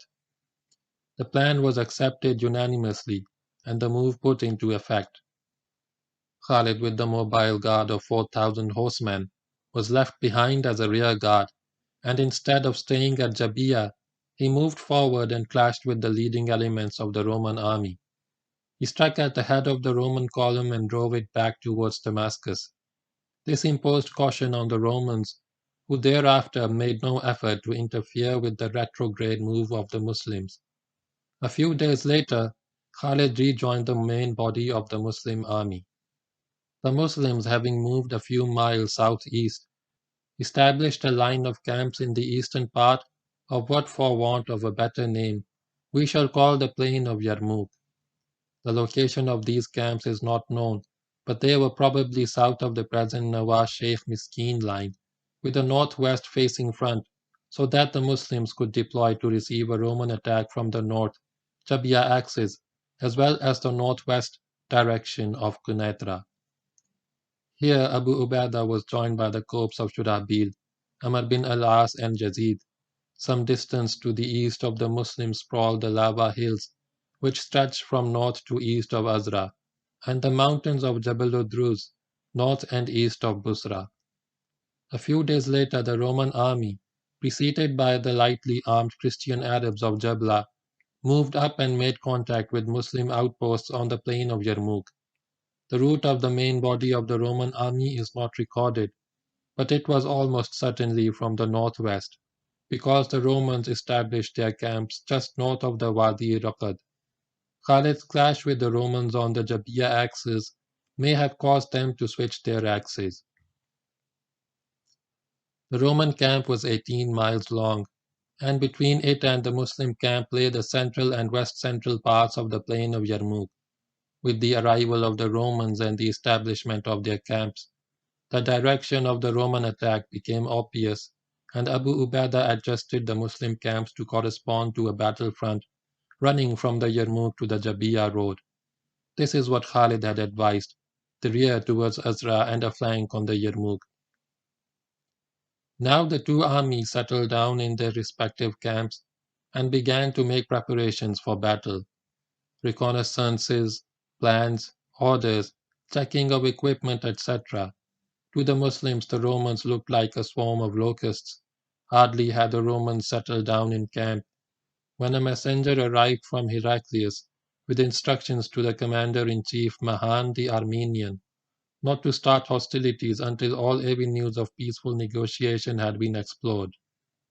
Mahan was to offer generous terms to the Muslims if they would agree to retire to Arabia and not come back again. Consequently, Mahan sent one of his army commanders, Gregory, to hold talks with Muslims. Gregory rode out to the Muslim camp, in front of which he held a discussion with Abu Ubaidah. The Roman offered to let the Muslims go in peace, taking with them everything which they had acquired in Syria. As long as they would give up all intention of invading Syria again, Abu Ubaidah's answer was in the negative, and the Roman returned empty-handed. Mahan next sent Jabla, hoping that as an Arab he would have more success in talking with Muslims into leaving Syria in peace. Jabla tried his best to persuade the Muslims, but like Gregory, returned unsuccessful. Mahan now realized that a battle was inevitable, and nothing could be done to avoid it. Consequently, he sent Jabla forward with the bulk of his Arab army to put in a probing attack on the Muslims. This was not so much an offensive as a reconnaissance in force to test the strength of the Muslim front. For such an action, the mobile Christian Arab was better suited than his more heavily equipped comrades of the Imperial Army. This happened sometime in late July 636, middle of Jamadul-Akhir, 15 Hijri. Jabla moved up with his Arabs and found the Muslims arrayed in battle order. Cautiously, the Christian inched his way forward, wanting to get as close as possible before ordering a general attack. But before he could give such an order, he found himself assailed by powerful groups of Muslim cavalry operating under the sword of Allah. After a certain amount of half-hearted resistance, the Christian Arabs withdrew, confirming Mahan's fear that battle with these Muslims would not be an easy matter. Therefore, for almost a month, there was no major action on the plain of Yarmouk. The cause of this inactivity is not known. We can only guess that the Muslims were not strong enough to take the initial offensive, and the Romans did not feel brave enough to do so. The respite, however, proved beneficial to the Muslims, as during this period a fresh contingent of 6,000 Muslims arrived to join them, the majority of whom were from the Yemen. The Muslims now had an army of 40,000 warriors, including 1,000 companions of the Prophet, and these in turn included 1,000 veterans of the Battle of Badr, the first battle of Islam. The army included citizens of the highest rank, such as Dhulbair, the Prophet's cousin and one of the Blessed Ten, Abu Sufyan and his wife Hind. When a month had passed after the repulse of Jabla, Mahan felt strong enough to take the offensive, but decided to make one more attempt at peace. This time he would hold talks himself. He asked for a Muslim envoy to be sent to his headquarters, and in response to his request, Abu Ubaidah sent Khalid with a few men. Khalid and Mahan met in the Roman camp, but nothing came of these talks as the positions taken by the two sides were too rigid to allow for adjustment. Mahan threatened Khalid with his great army and offered a vast sum of money to all the Muslims, including the Caliph at Medina. But this made no impression on Khalid, who offered the three alternatives: Islam, the jizya, or the sword. The Armenian chose the last. It appears, however, that as a result of this discussion, both commanders were favorably impressed by each other, and the Muslims began to regard Mahan as a fine man, except that, to quote Abu Ubaidah, Satan has got hold of his reason. As the two leaders parted, they knew that henceforth there would be no parleys. the point of no return had been reached, and the following day the battle would begin. The rest of the day was spent in feverish activity. Both sides prepared for battle. Plans were finalized and orders issued. Corps and regiments were placed in position so that everyone would know his place in the forthcoming battle. Officers and men checked their armor and weapons. Both sides offered fervent prayers for victory, beseeching Allah for his help to the true faith, and of course they prayed to the same Allah. On the Roman side, the priests brandished crosses and exhorted the soldiers to die for Jesus. Tens of thousands of Christians took the oath of death, swearing that they would die fighting and not flee from the enemy. Many of them would remain true to their oath. The battlefield which stretched between the two camps consisted of the Plane of Yarmouk, which was enclosed on its western and southern sides by deep ravines. On the west yawned the Wadi-ur-Rakad, which joined the Yarmouk River near Yakusa. This stream ran northeast to southwest for 11 miles through a deep ravine with very steep banks, though less so at its upper end. The ravine was crossable at a few places, but there was only one main crossing at a ford, where the village of Kafirul Ma stands today. South of the battlefield ran the canyon of the Yarmouk River, starting at Jaleen and twisting and turning for 15 miles as the crow flies, down to its junction with the Wadi-ur-Rakad, beyond which it continued on its way to join the Jordan River south of Lake Tiberias, Sea of Galilee. At Jaleen, a stream called Harir, running from the northeast, flowed into and became the Yarmouk River. On the north, the plain continued beyond the battlefield, while to the east it stretched for a distance of about 30 miles from the Wadi-ur-Rakad to the foot of the Azra Hills. The western and central part of this plain was the battlefield. The most significant feature of the battlefield was the existence of the two ravines, the Wadi-ur-Rakad and the Yarmouk River. Both had banks 1,000 feet high, and while the steepness of the banks was sufficient to make the ravines serious obstacles to movement, they were made even more frightening by the precipices which lined the banks along most of their length. These precipices were sometimes at the bottom, sometimes at the top, and sometimes halfway up the bank and created sheer vertical drops 100 to 200 feet in height. Near the junction of the two ravines, the banks became steeper and the precipices higher, a fearful prospect for anyone who had to cross in haste. The only dominating tactical feature on the plain of Yarmouk was one named on maps as the Hill of Samin, 3 miles southwest of the present village of Nawa. There was also the Hill of Jabiya, northeast of Nawa, but it lay outside the battlefield and was to play no part in the battle. The Hill of Samin, 300 feet high, so dominated the area around it and gave such excellent observation over the entire plain that no general would fail to occupy it, should he be the first to deploy his forces on this part of the plain. As a result of this battle, the hill was named as the Hill of Jamua, gathering, because part of the Muslim army was concentrated on it. There was no other dominating ground on the plain of Yarmouk. The plain itself was generally flat, sloping gently from north to south with a certain amount of undulation. One stream which formed an important tactical feature was Alan, running southwards across the plain to join the Yarmouk, and in the last 5 miles of its journey, this stream also formed a ravine with steep sides, though it was not such a serious obstacle as the bigger ravines.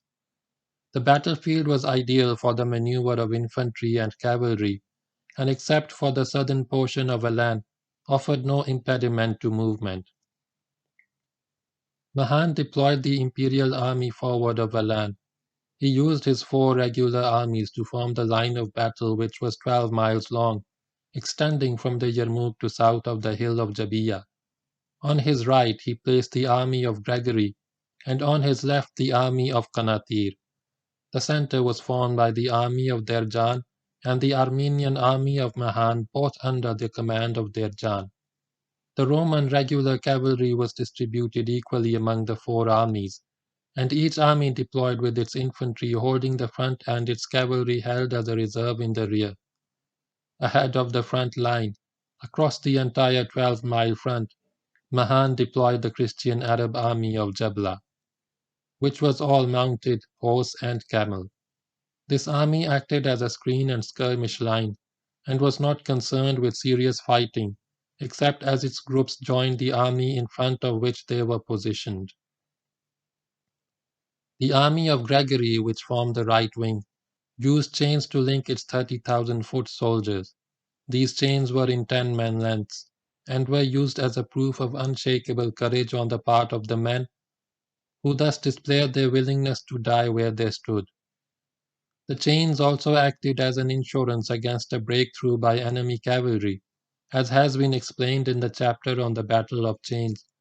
All these 30,000 foot soldiers had taken the oath of death. Although the Imperial Army established a front of about the same length as the Muslim front, it had the advantage of having 4 times as many troops, and Mahan exploited this numerical superiority by establishing a whole army, Jablas, as a forward screen and achieving much greater depth in the solid, orderly formations. The Roman ranks stood 30 deep. Thus the magnificent army of Caesar was arrayed for battle. When Khalid returned from his talks with Mahan, he informed Abu Ubaidah and the other generals that there would be no more talks, that the issue would be decided by the sword, that the battle would begin the next day. Abu Ubaidah took the news with his usual stoical acceptance of the will of Allah. As commander-in-chief, he would organize the army for battle and conduct the operation according to his tactical judgment. His military skill was not, however, very great, and he knew it. Khalid knew it, and most of the officers of the army knew it.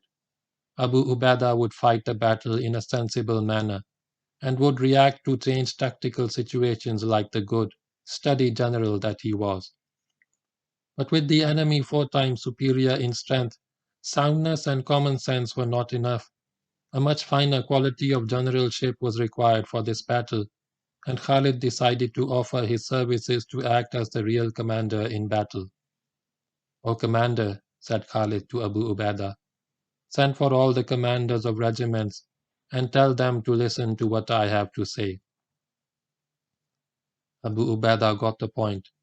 He himself could wish for nothing better.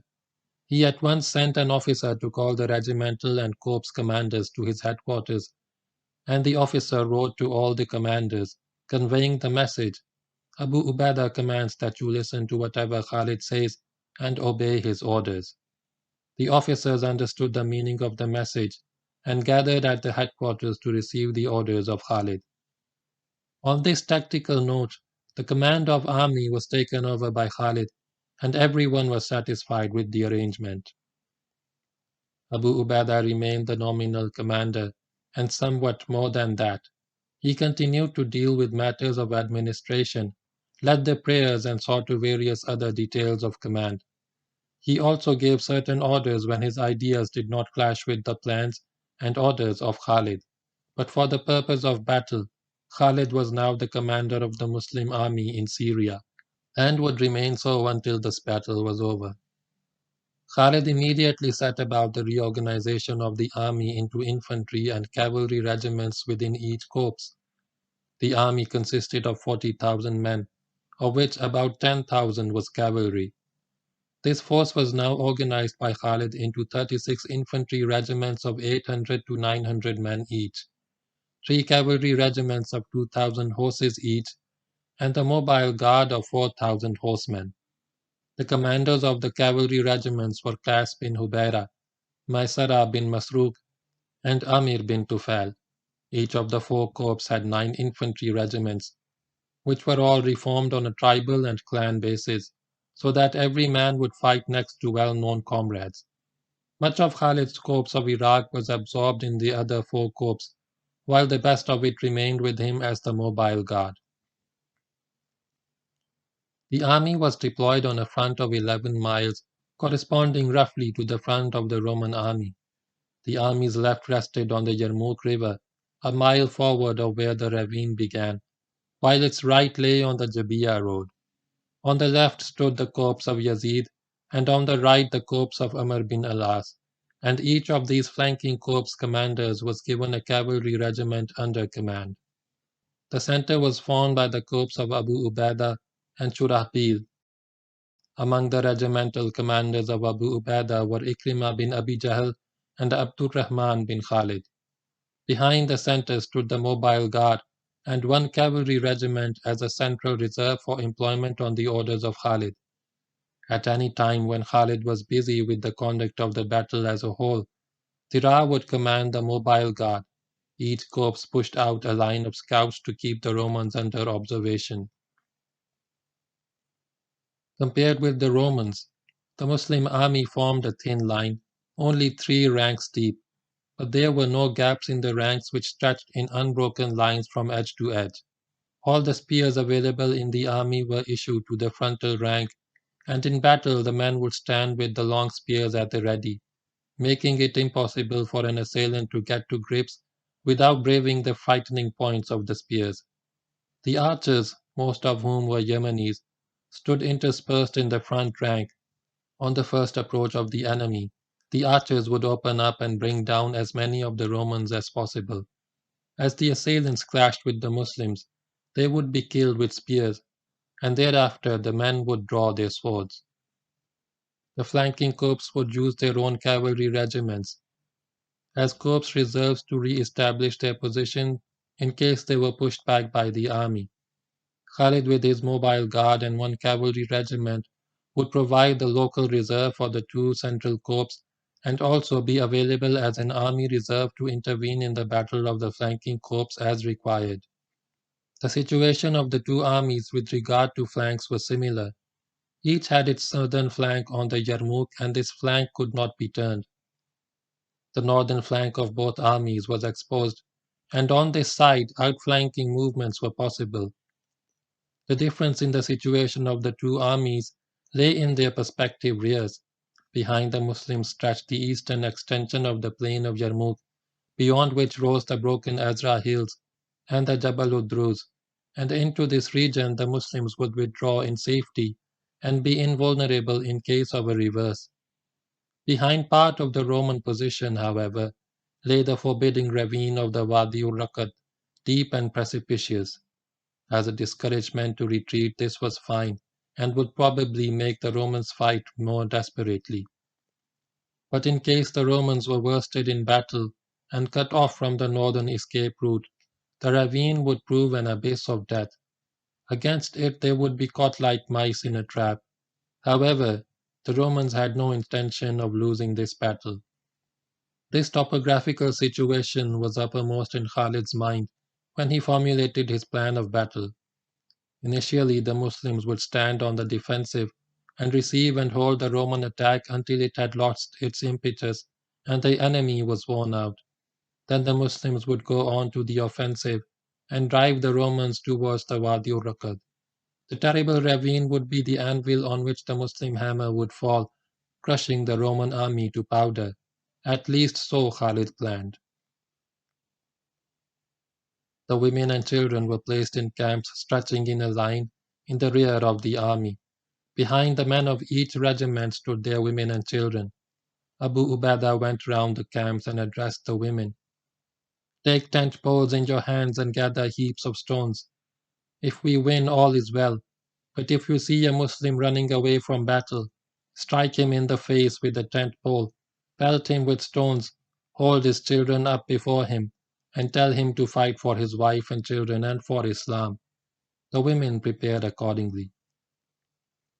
As the army formed up in its battle position, Khalid, Abu Ubaidah, and other generals rode round the regiments and spoke to the officers and men. Khalid gave a set speech before each regiment. O men of Islam, the time has come for steadfastness. Weakness and cowardice lead to disgrace, and he who is steadfast is more deserving of Allah's help. He who stands bravely before the blade of the sword will be honored and his labors rewarded. When he goes before Allah, lo, Allah loves the steadfast. While Khalid was going past one of the regiments, a young man remarked, "How numerous are the Romans and how few are we?" Khalid turned to him and said, "How few are the Romans, and how numerous are we? An army's strength lies not in the numbers of men, but in Allah's help, and its weakness lies in being forsaken by Allah." Other commanders and elders, while exhorting the men to fight, recited verses from the Quran, the most popular one being, "How many a small group has overpowered a large group by Allah's help, and Allah is with the steadfast." Quran, chapter 2, verse 249. They spoke of the fire of hell and the joys of paradise, and quoted the example set by the Holy Prophet ﷺ in his battles. For good measure, they also reminded the soldiers of the hunger of the desert and the good life of Syria. The night that followed was hot and sultry. It was the third week of August 636 AD, second week of Rajab 15 Hijri. The Muslims spent the night in prayer and recitation of the Quran, and reminded each other of the two blessings which awaited them, either victory and life, or martyrdom and paradise. The Holy Prophet ﷺ had established a tradition after Badr of reciting the chapter of Al-Anfal from the Quran before battle, and all night the verses of this chapter could be heard wherever Muslims sat, singly and in groups. The fires in the two camps burned merrily the whole night, and could be seen for miles like twinkling stars descended to earth. But there was no merriment in the hearts of those who sat in the light of these fires. The thought of the ordeal that awaited them had driven all joy from their minds. They were brave men, these soldiers who awaited the morrow, these Romans and Arabs, these Europeans and Asians, these Christians and Muslims. They were lions and eagles and wolves, but they were also human beings and thought of their wives and children, to whom they would bid farewell in a few hours, perhaps for the last time. This was the Eve of Yarmouk, the greatest battle of the century, one of the decisive battles of history, and perhaps the most titanic battle ever fought between the crescent and the cross. End of chapter 34.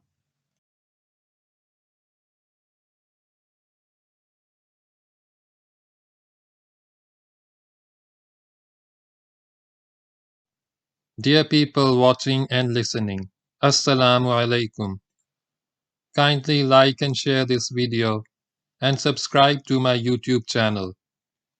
Please support my channel by contributing to my Patreon account so that I can continue making the audiobook series.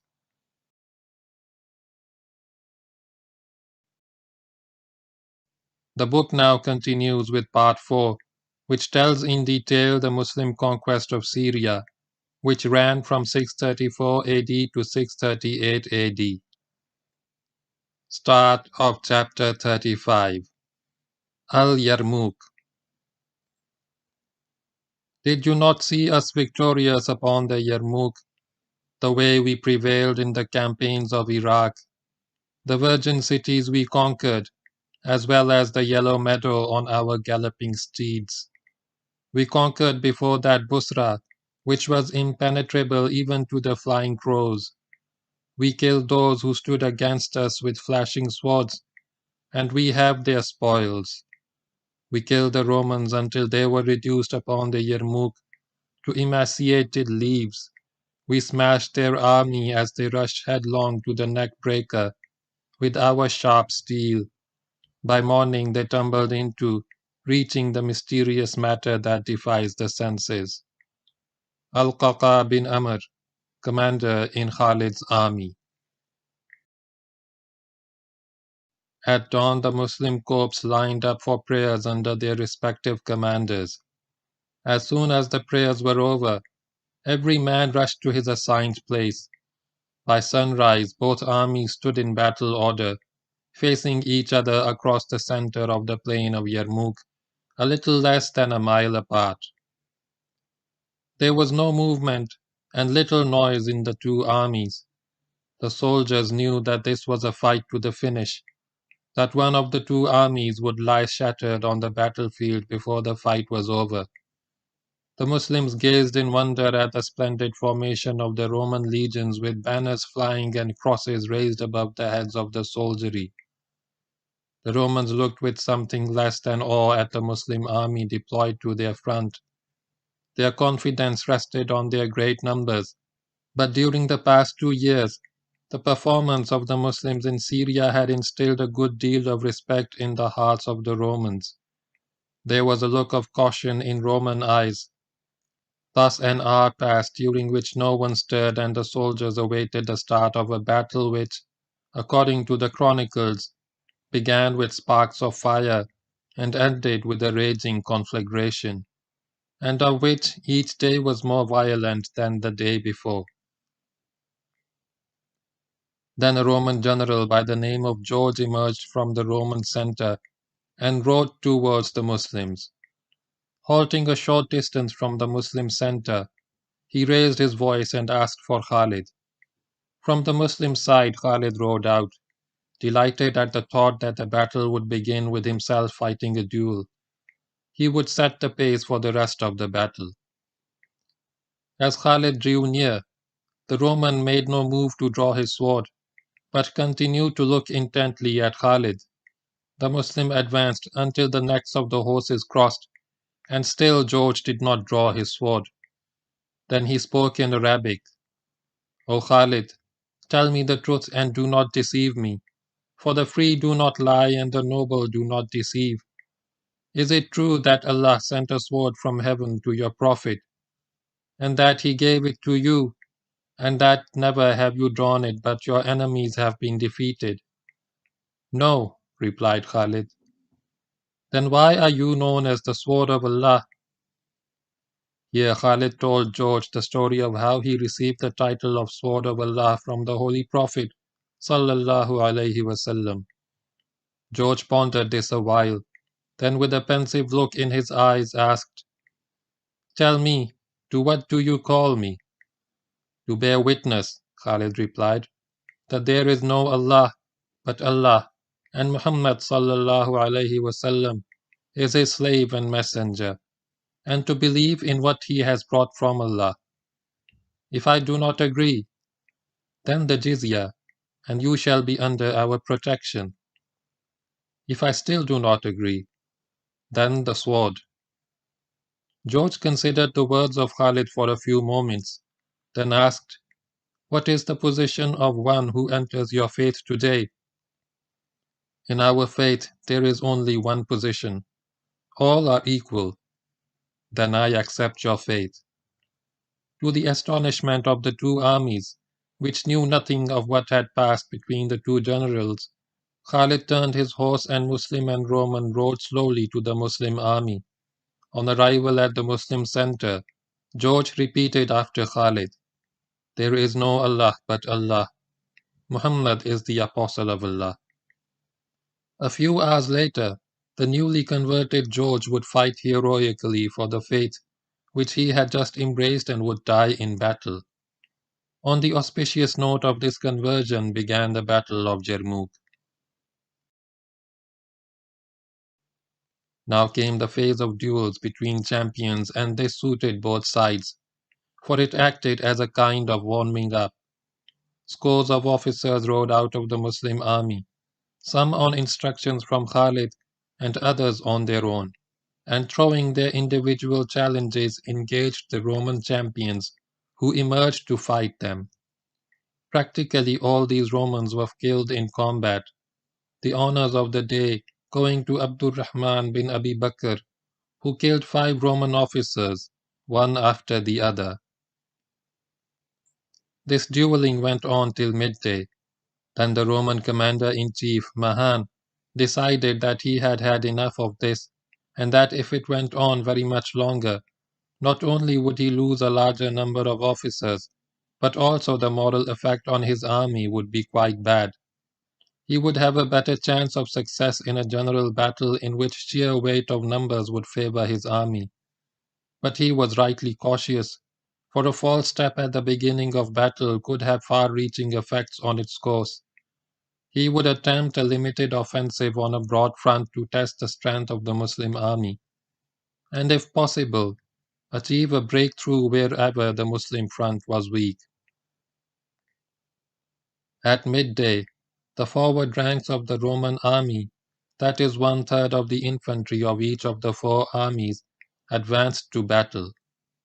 This human wave moved slowly forward, and as it came within range of the Muslim archers, was subjected to intense archery, which caused some casualties. The wave continued to advance and before long struck the Muslim front rank. Soon the Muslims had dropped their bloody spears and drawn their swords, and both sides were locked in combat. But the Roman assault was not a determined one, and the soldiers, many of whom were unused to battle, did not press the attack, while the fury with which the hardened Muslim veterans struck at them imposed caution. On some parts of the front the fighting was more violent than on others, but on the whole the action of this day could be described as steady and moderately hard. The Muslims held their own, the Romans did not reinforce their forward infantry, and at sunset the action ended with the two armies separating and returning to their respective camps. Casualties were light on this day, though higher among the Romans than the Muslims. The night was spent in peace. The Muslim women greeted their men with pride, and wiped the sweat and blood from their faces and arms with their head coverings. The wives said to their husbands, "Rejoice in tidings to paradise, O friend of Allah." The Muslims now felt more confident, for they had inflicted worse punishment on the enemy than they had taken themselves, and prayers and recitation of the Quran continued for most of the night. During the night, however, a few Roman parties came forward into no man's land to pick up their dead, and this led to some petrol clashes, but otherwise there was no engagement to disturb the peace of the night. Mahan had got nowhere. He called a council of war at which plans for the next day were discussed. He would have to do something different if success were to be achieved, and Mahan decided to launch his next attack at the first light of the dawn, after forming up during the hours of darkness in the hope of catching the Muslims off their guard before they were prepared for battle. Moreover, he would attack in great strength. The two central armies would put in holding attacks to tie down the Muslim center, while the two flanking armies would launch the major thrusts and either drive the flanking corps off the battlefield or push them into the center. To have a grandstand view of the battle, Mahan had a large pavilion placed on a hillock behind the Roman right, from where the entire plain could be seen. Here Mahan positioned himself with his court and a bodyguard of 2,000 Armenians, while the rest of the army prepared for the surprise dawn attack. Soon after dawn the Muslims were at prayer, when they heard the beating of drums. Messengers came galloping from the outposts to inform the commanders that the Romans were attacking. The Muslims were certainly caught unawares, but Khalid had ordered the placing of a strong outpost line in front during the night, and these outposts caused sufficient delay in the Roman advance to enable the Muslims to don their armor and weapons and get into battle position before the flood hit them. Moreover, the speed with which the Muslims got into position was faster than the Romans had anticipated. The sun was not yet up on this second day of battle when the two armies clashed. The battle of the Central Corps continued steadily for most of the day with no break in the Muslim line. Here, in any case, the Romans were not pressing hard, as this was meant to be a limited attack to hold these Muslim corps in their position. Thus the center remained stable, but on the flanking corps fell the heaviest blows of the Roman army, and these corps bore the brunt of the fighting. On the Muslim right, the army of Qanatir, consisting mainly of Slavs, attacked the corps of Amr bin al-As. The Muslims held on bravely and the attack was repulsed. Qanatir attacked for the second time with fresh troops, and again the Muslims repulsed him. But when Qanatir attacked for the third time, again using fresh regiments, The resistance of the new tired Muslims broke, and the bulk of the corps fell back to the camp, while part of it retired to the center, that is, towards the corps of Shurahbil. Amr ordered his cavalry regiment of 2,000 horse to counterattack and throw back the Romans. The cavalry went into battle with great dash, and for some time checked the Roman advance, but was unable to hold it for long.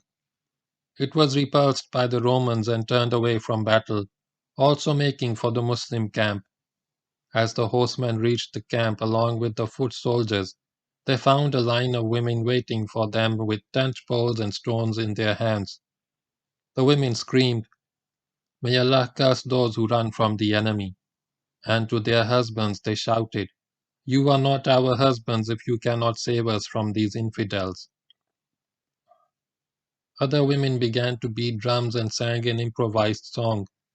"O you who ran from a constant woman who has both beauty and virtue, and leave her to the infidel, the hated and evil infidel, to possess disgrace and ruin." What these Muslims received from their women was not just stinging rebukes, they were actually assaulted. First came a shower of stones, then the women rushed at the men, striking horse and rider with tent poles, and this was more than the proud warriors could take. Indignant at what had happened, they turned back from the camp and advanced in blazing anger towards the army of Qanatir. Amr now launched his second counter-attack with the bulk of his corps. The situation on the Muslim left was only a little less serious. Here too the initial Roman attack was repulsed, but in a second attack the Romans broke through the corps of Yazid. This was the army of Gregory, with chains, more slow-moving than the others but also more solid.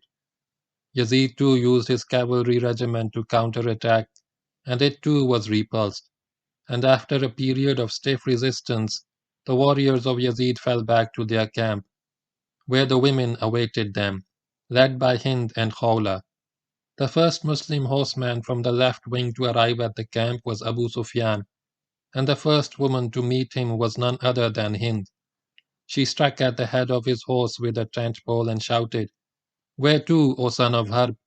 Return to battle and show your courage so that you may be forgiven your sins against the Messenger of Allah." Abu Sufyan had experienced his wife's violent temper before, and hastily turned back.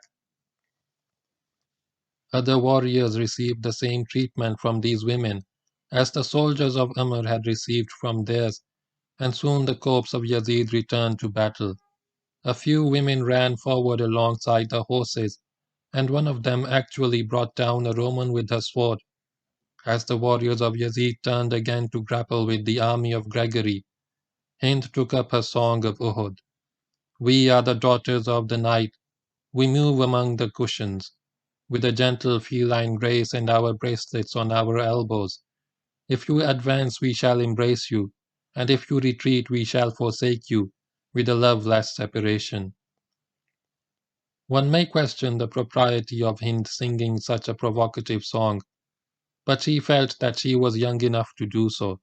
After all, she was not a day over 50. It was now about midday. While the Muslim flanking corps were fighting their battle, Khalid was watching these actions from his position in the center.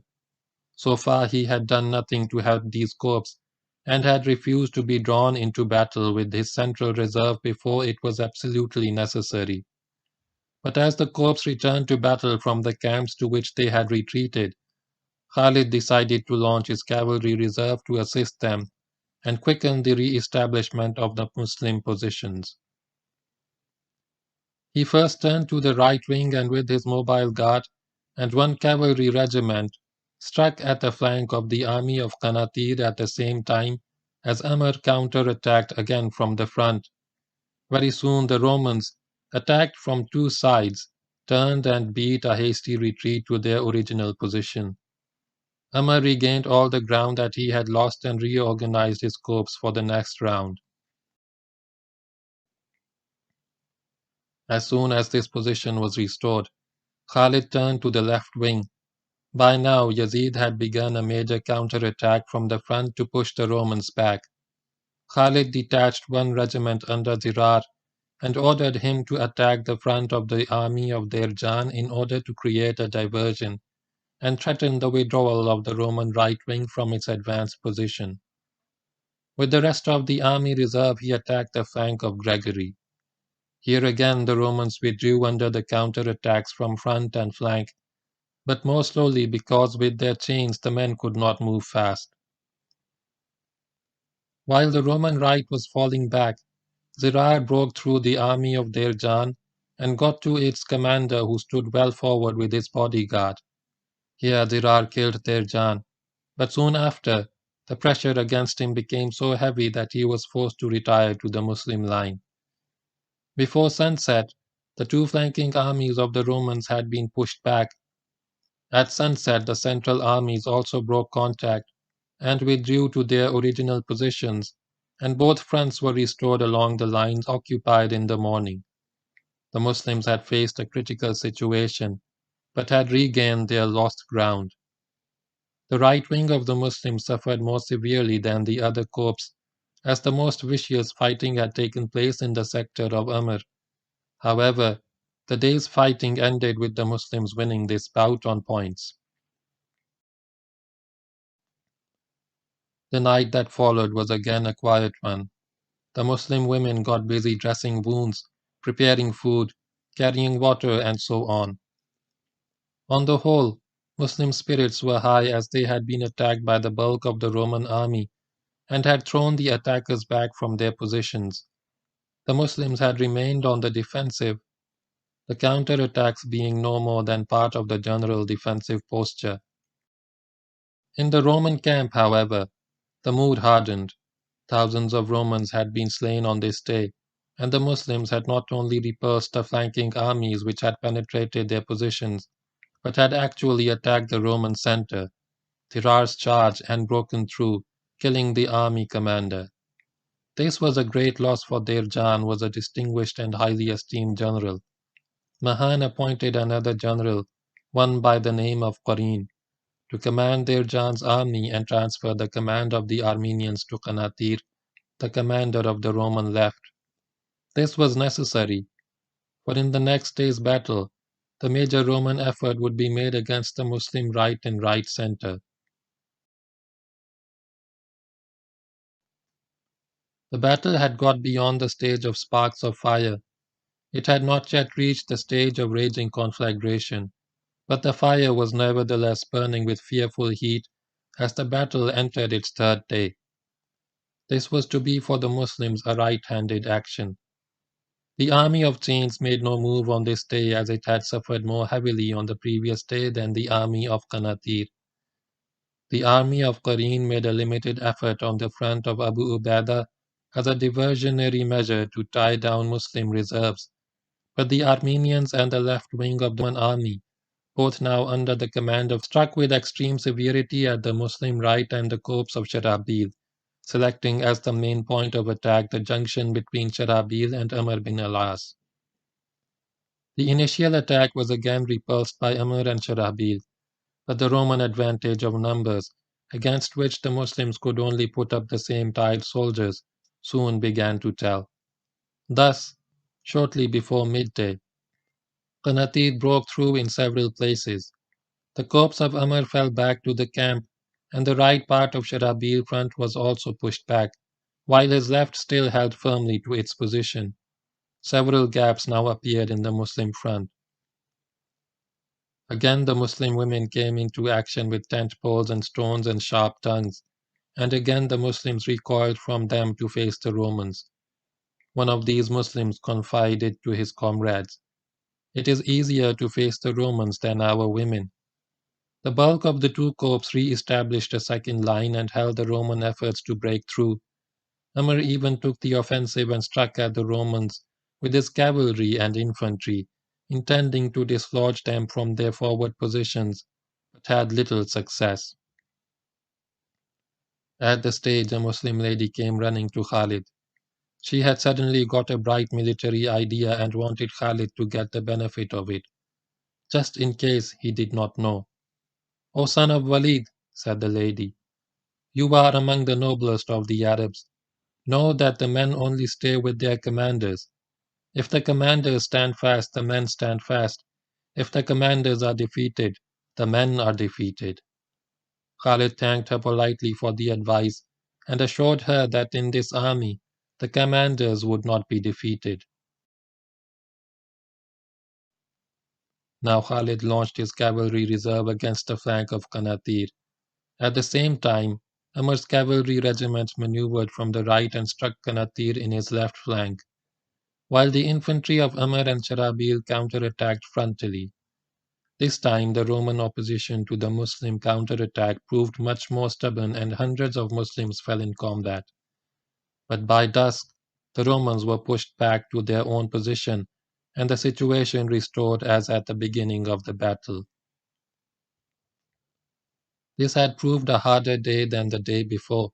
However, the losses of the Romans far outnumbered those of the Muslims, and at the end of the day's fighting, Muslim spirits were even higher, while Roman morale had suffered a serious blow.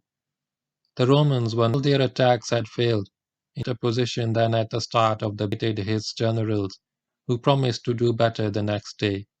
The next day would in fact be the most critical day of the battle. Khalid and Abu Ubaidah spent the night walking about the Muslim camp, offering encouragement to the tired Muslims and speaking to the wounded. Being wounded in this battle did not mean getting evacuated to the rear. A Muslim had to be badly wounded indeed before he could expect to rest from fighting.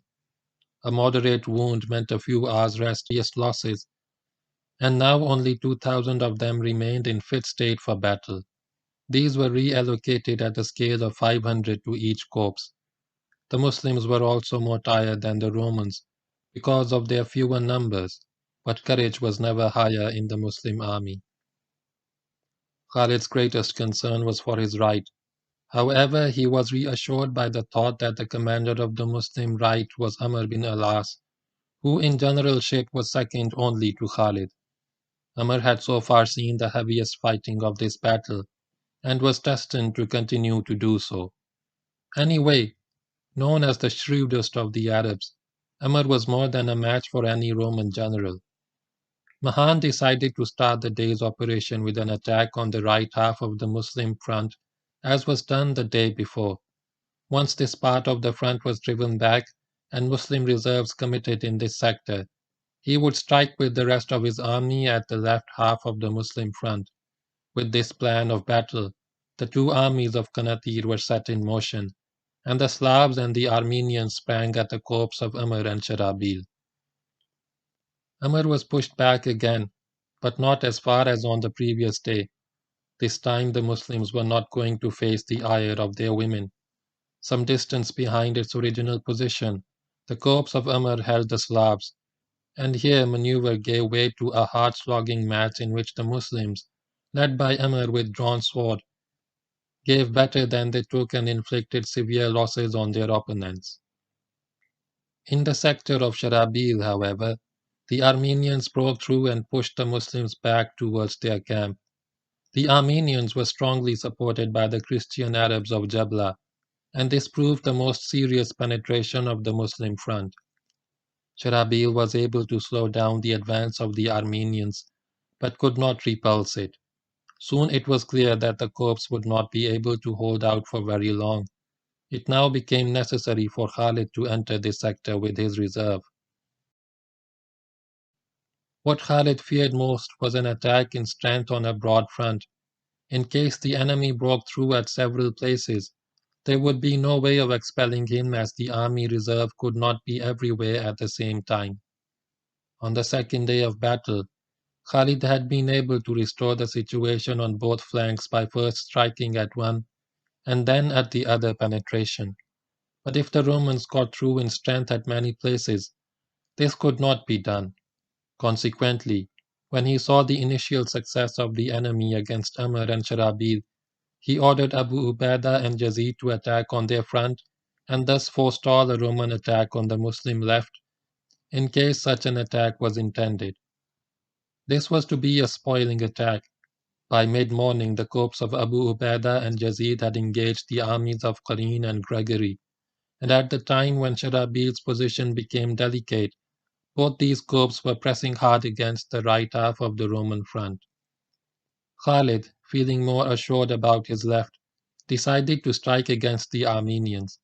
He divided the army reserve into two equal groups, of which he gave one to Qais bin Hubayra and kept the other with himself. Leading his own cavalry group, Khalid galloped round behind the corps of Sharabil and appeared against the northern flank of the Armenian salient. Now began a three-pronged counter-attack against the Armenians and Christian Arabs. Khalid from the right, Qais from the left, and Sharabil from the front. The fighting became vicious in this part of the battlefield, as the enemy resisted stoutly, and for several hours a bitter struggle raged between the Muslims and the Christians. But at last, the Armenians broke under the blows of the Muslim cavalry and infantry, and fell back to their own position, losing heavily in the process. In this action, which lasted the whole afternoon, the Christian Arabs proved the heaviest losers. As the Armenians pulled back, Amr bin al-As renewed his efforts to dislodge the Slavs from the position which they had taken, and the Slavs, denied the support of the Armenians on their flank, also retired. The positions of Shurabil and Amr were now restored, but this action on the Muslim right was not completed till the evening, and while it was in progress, an equally critical and more fierce battle was being fought on the left side of the Muslim front. What made the latter action so dangerous was the fact that the army reserve was heavily committed on the right and could do nothing to help Abu Ubaidah and Yazid, who had to rely entirely on their own resources. On the orders of Khalid, the two left corps had advanced to attack the Romans on their front and were in contact when Khalid moved the mobile guard to deal with the Armenians. Initially, these corps enjoyed some success, and the Romans were pushed back, but this action had not proceeded far when the Muslims found themselves subjected to a merciless barrage of archery. Thousands of Roman archers opened up on the Muslims, and so rapid and intense was the flight of arrows that, according to some accounts, arrows fell like hailstones and blocked the light of the sun. Many a Muslim was wounded by these arrows, the wounds varying from light to severe, and each of 700 Muslims lost an eye. From the sectors of Abu Ubaidah and Yazid rose the lament, "O my eye, O my sight!" Abu Sufyan also is believed to have lost an eye in this action. As a result of this calamity, this fourth day of battle became known as the Day of Lost Eyes, a tribute to Roman marksmanship, and this was undoubtedly the worst day of battle for the Muslim army. The Muslims of the left now fell back. Their own bows were ineffective against the Roman archers because of their shorter range and fewer numbers, and the only way to avoid further casualties was to withdraw out of range of the Roman archers, which Abu Ubaidah and Yazid promptly did. As the two sides disengaged, both fronts stood still and the Muslims wisely refrained from advancing again. There was in fact a certain amount of consternation among the Muslims as a result of the arrow wounds and lost eyes. But Mahan and his army commanders, Gregory and Qarin, had seen how the Muslims had suffered and decided to exploit their advantage. The two armies now advanced to assault the Muslims before they could recover from their repulse, and the two bodies of men clashed again.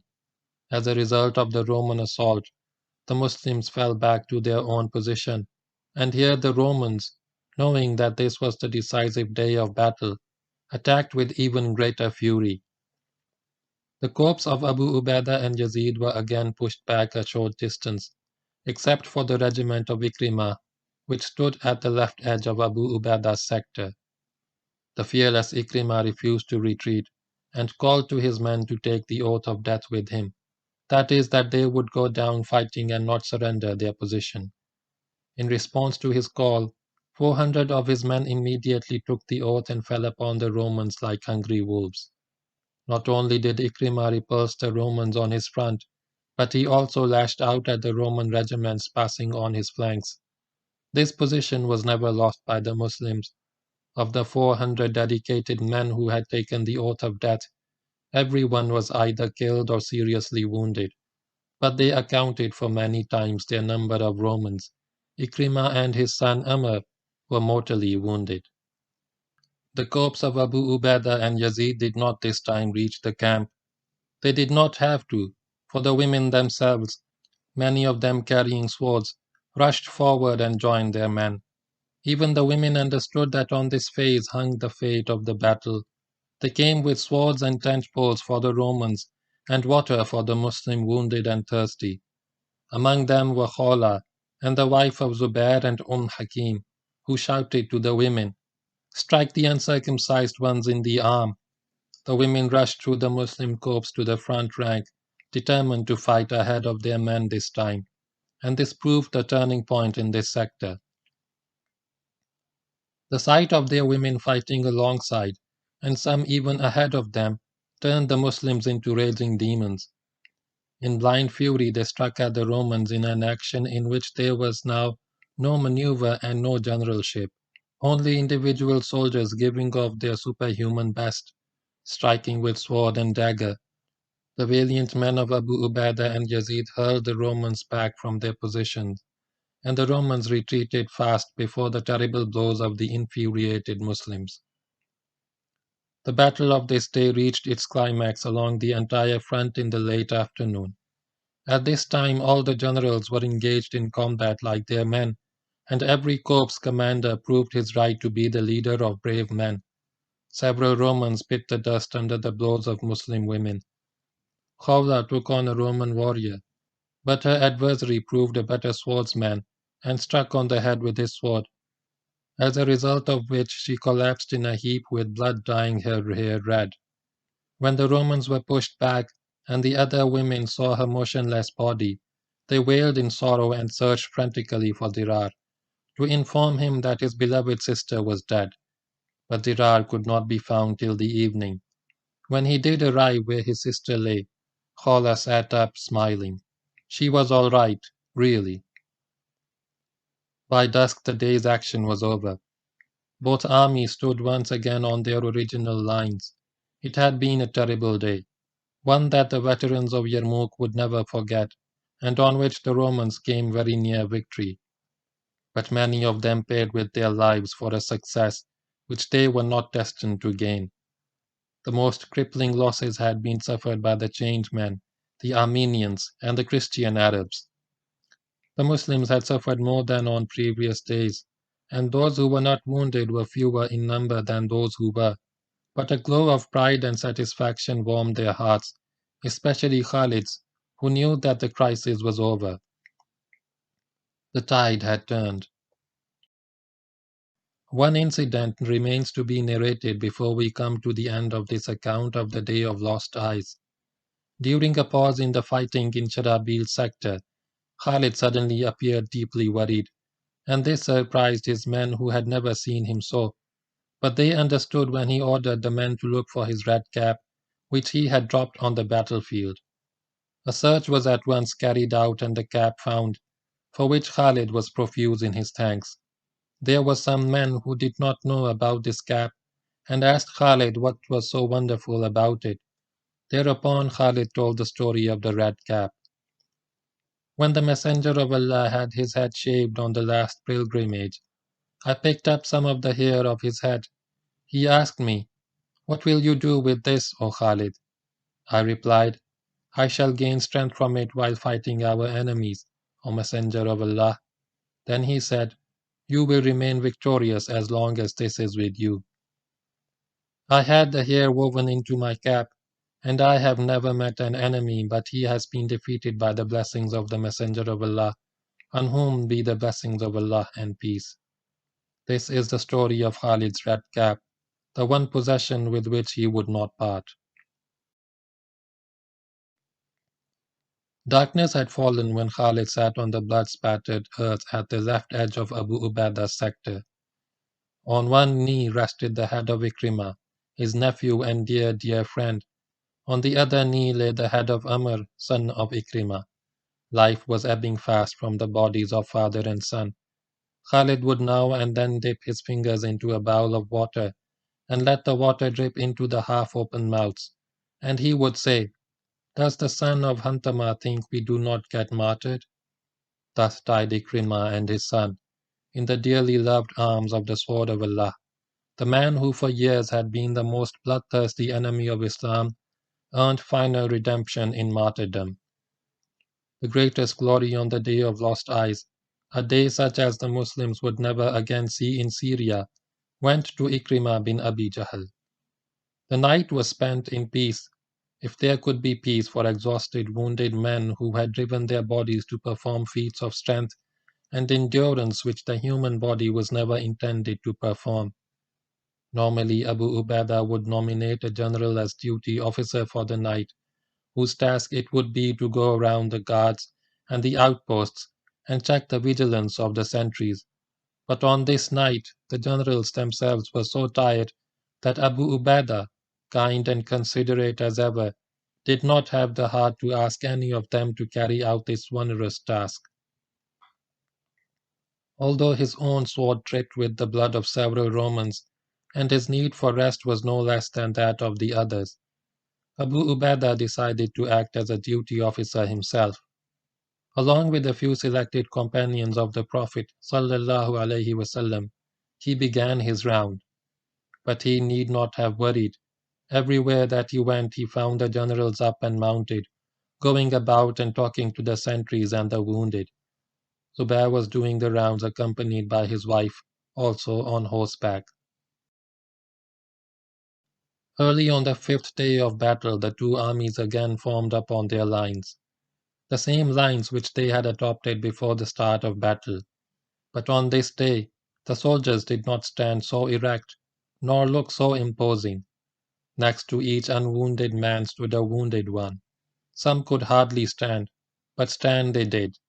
Khalid looked intently at the Roman front for any sign of movement, and wondered if the Romans would perhaps attack once again. But there was no movement, not for an hour or two. Then one man emerged from the Roman center. This was an emissary of Mahan, who brought a proposal for a truce for the next few days, so that fresh negotiations could be held. Abu Ubaidah nearly accepted the proposal but was restrained by Khalid. On Khalid's insistence, he sent the envoy back with a negative reply, adding, "We are in a hurry to finish this business." Now Khalid knew. He had guessed right. The Romans were no longer eager for battle.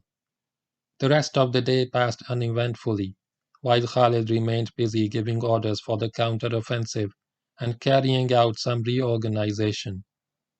All the cavalry regiments were grouped together into one powerful mounted force, with the mobile guard acting as its hardcore. The total strength of this cavalry group was now about 8,000 horse. The next day the sword of vengeance would flash over the plain of Yarmouk. The sixth day of battle dawned bright and clear. It was the fourth week of August 636, third week of Rajab 15 Hijri. The stillness of the morning gave no indication of the holocaust that was to follow. The Muslims were now feeling more refreshed, and knowing of their commander's offensive intentions and something of his plans, were eager for battle. The hopes of this day drowned the grim memories of the Day of Lost Eyes. To their front stretched the anxious ranks of the Roman army, less hopeful but still with plenty of fight in them. As the sun rose over the dim skyline of the Jamal ud-Druz, Gregory, the commander of the army of chains, rode forward, but from the center of the Imperial Army. He had come with the mission of killing the Muslim army commander in the hope that this would have a demoralizing effect on the Muslim rank and file. As he drew near the Muslim center, he shouted a challenge and asked for none but the commander of the Arabs. Abu Ubaidah at once prepared to go forth. Khalid and the others tried to dissuade him, for Gregory had the reputation of being a powerful fighter, and looked it too. All felt that it would be better if Khalid went out in response to the challenge, but Abu Ubaidah was adamant. He gave the army standard to Khalid, and with the words, "If I do not return, you shall command the army, until the Caliph decides the matter," set out to meet his challenger. The two generals met on horseback, drew their swords, and began to duel. Both were splendid swordsmen and treated the spectators to a thrilling display of swordsmanship with cut, parry, and thrust. Romans and Muslims held their breath. Then, after a few minutes of combat, Gregory drew back from his adversary, turned his horse, and began to canter away. Shouts of joy rose from the Muslim ranks at what appeared to be the defeat of the Roman. But there was no such reaction from Abu Ubaidah. With his eyes fixed intently on the retreating Roman, he urged his horse forward and followed him. Gregory had hardly gone a few hundred paces when Abu Ubaidah caught up with him. Now Gregory, who had deliberately controlled the pace of his horse to let the Muslim overtake him, turned swiftly and raised his sword to strike at Abu Ubaidah. His apparent flight had been a trick to throw his opponent off guard, but Abu Ubaidah was no novice. He knew more about swordplay than Gregory would ever learn. The Roman raised his sword, but that is as far as he got. He was struck at the base of his neck by Abu Ubaidah, and the sword fell from his hand as he crashed to the ground. For a few moments, Abu Ubaidah sat still on his horse, marveling at the enormous size of the Roman general. Then, leaving behind the bejeweled and gold-encrusted armor and weapons of the Roman, which he ignored with his habitual disregard for worldly possessions, the saintly soldier turned and rode back to the Muslim front. On the return of Abu Ubaidah, Khalid galloped off to join the cavalry which had been positioned behind the corpse of Amr bin al-As. As he arrived at his place, he gave the signal for the general attack, and the entire Muslim front surged forward. The Muslim center and left engaged the Roman armies on their front, but did not press the attack. On the right, the cavalry galloped round to the flank of the Roman left. From here, Khalid dispatched a regiment to engage and hold the Roman cavalry of the left, and with the rest of the Muslim cavalry struck at the flank of the Roman left wing, the Slavs, at the same time as Amr assaulted their front with extreme violence. The Slavs were stout fighters, and for some time defended themselves courageously, but getting no support from their cavalry and assailed from front and flank, they at last gave way. Recoiling from the blows of Khalid and Amr, they fell back into the center, the Armenians. As the Roman left wing crumbled, Amr moved his corps forward, swung it to the left, and came up against the left and now exposed flank of the Armenians, in whose ranks there was considerable disorder as a result of the disorganized arrival of the broken Slavs. Meanwhile, Khalid wheeled his cavalry and engaged the Roman cavalry of the left, which had been held in check by the regiment he had detached a little earlier. The second phase of the Muslim offensive began with Sharabil attacking the front of the Armenians, while Amr assailed their flank. Then Khalid struck at the Roman cavalry of the left and drove it back from its position. This cavalry group, having got a severe mauling from Khalid, galloped away to the north and to safety. It had had enough of battle. I shall not attempt to explain Khalid's plan, as it will become evident to the reader as we proceed with the course of the battle.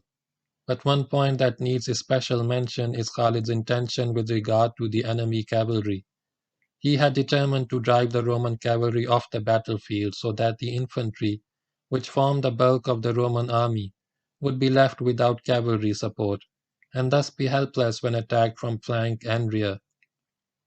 In fast-moving operations, the cavalry was the dominant partner, and without it the infantry would be at a great disadvantage, unable to move fast or to save itself by a rapid change of position. At about the time when the Roman cavalry of the left was being driven away by Khalid, Mahan had concentrated the remainder of his cavalry into one powerful, mobile army behind the Roman center to counterattack and regain lost positions. But before the massed Roman cavalry could start any maneuver, it was assailed in front and flanked by the Muslim cavalry.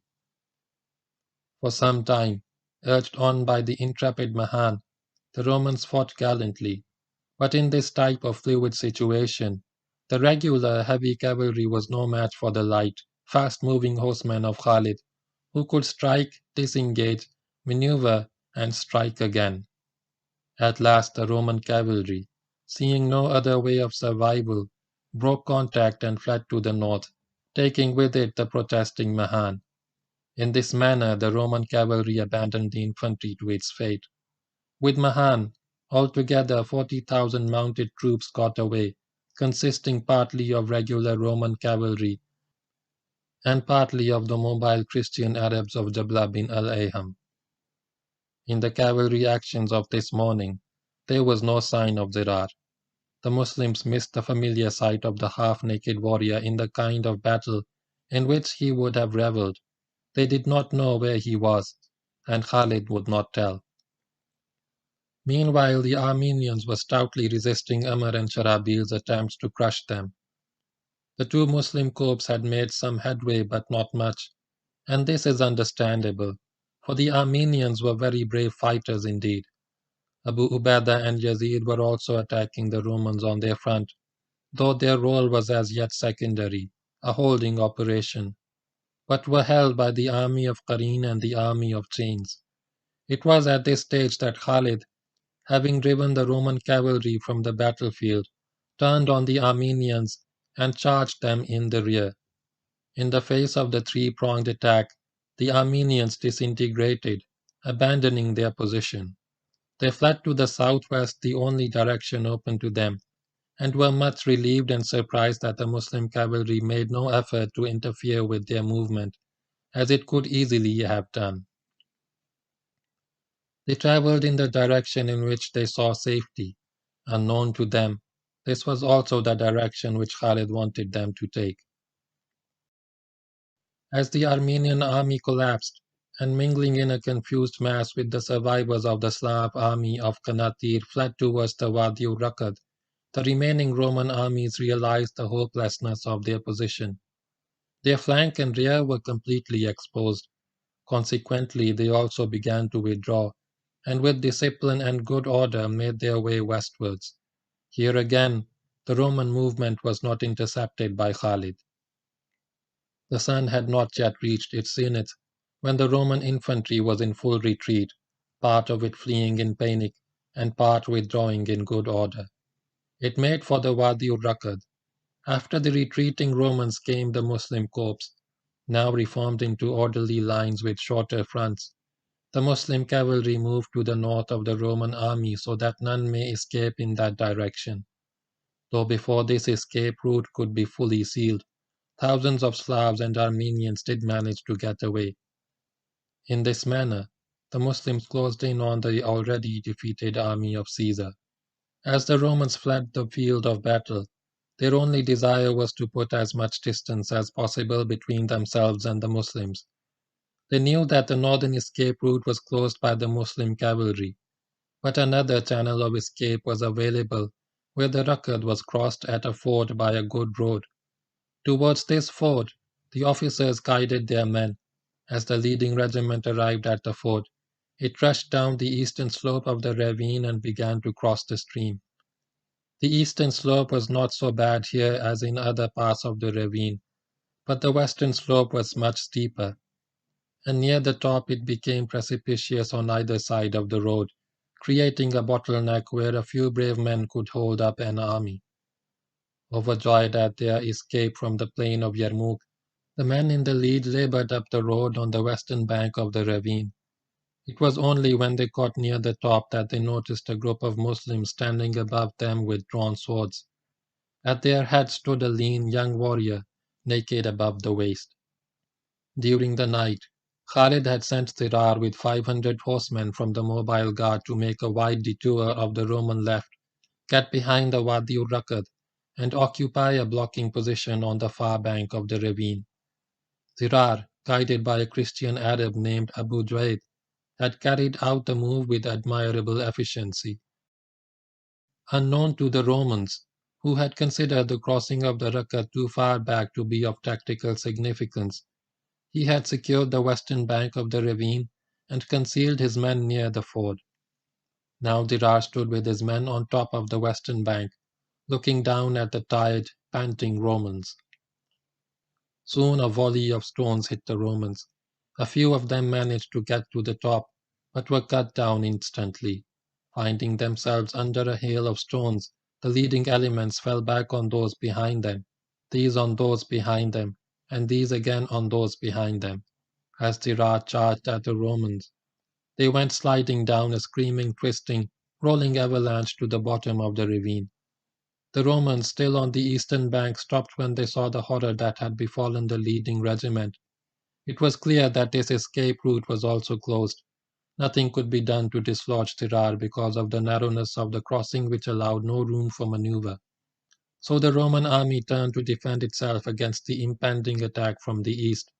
The generals who still remained with the army hastily deployed the regiments for defense with their backs to the Wadi-ul-Rakad and their right flank resting on the Yarmouk River. They were caught between two calamities, the ravine and the Muslims, and could not decide which was worse. In the noon of the sixth day of battle began the last phase of the Muslim attack. Only a third of the Roman army remained in this crowded corner of the plain. The Muslims were arranged in a neat semicircle, with the infantry on the east and the cavalry on the north. The Muslim strength here was less than 30,000 men. The time for generalship and maneuver was over. The skill of the general had placed the troops in the ideal situation for combat, and it was up to the soldiers to fight and win. The generals drew their swords and became warriors like the rest, as the lions of the desert moved in for the final kill. The attackers struck with sword and spear at the confused, seething mass in front of them. At places, the Romans were too closely packed for elbow room to use their weapons. But their front rank fought with heroic, if futile, courage to stem the tide. Soon it was struck down, and the next rank and the next, as the Muslims advanced, cutting, slashing, stabbing, thrusting. In the dust and confusion, the Romans ran into each other, and those not agile enough fell and suffered a painful death under the trampling feet of their own comrades. The Muslim cavalry, rejoined by Dirar's detachment, pressed the Romans farther into the corner where they lost all freedom of action. Khalid's horsemen now began to use the knees and hooves of their horses to knock down the exhausted defenders. The screams of the Romans mingled with the shouts of the Muslims as the last resistance collapsed, and the battle turned into a butchery and a nightmare of horrors. For the last time, the Romans broke and fled in disorder. Those who still retained a desire to fight were carried away by their panic-stricken comrades, especially in the army of chains in which groups of 10 fought, moved, and fell together. Moving like stampeding cattle, to the rear guard to supervise its action, and here the king of Armenia, the commander-in-chief of the Imperial Army, was killed by a Muslim horseman. Soon after his death, the Roman cavalry broke up into groups, and riding away to north and west, escaped the clutches of Khalid. The people of Damascus now came out to greet Khalid. They reminded him of the pact which he had made with them on the surrender of the city 2 years before, and Khalid assured them that they were still under its protection. The next day, Khalid rejoined the Muslim army on the plain of Yarmouk. The Battle of Yarmouk was the most disastrous defeat ever suffered by the Eastern Roman Empire, and it spelled the end of Roman rule in Syria. The following month, Heraclius would depart from Antioch and travel by the land route to Constantinople. On arrival at the border between Syria and what was known to the Muslims as Rome, he would look back towards Syria and, with a sorrowing heart, lament, "Salutations to thee, O Syria, and farewell from one who departs. Never again shall the Roman return to thee, except in fear. Oh, what a fine land I leave to the enemy."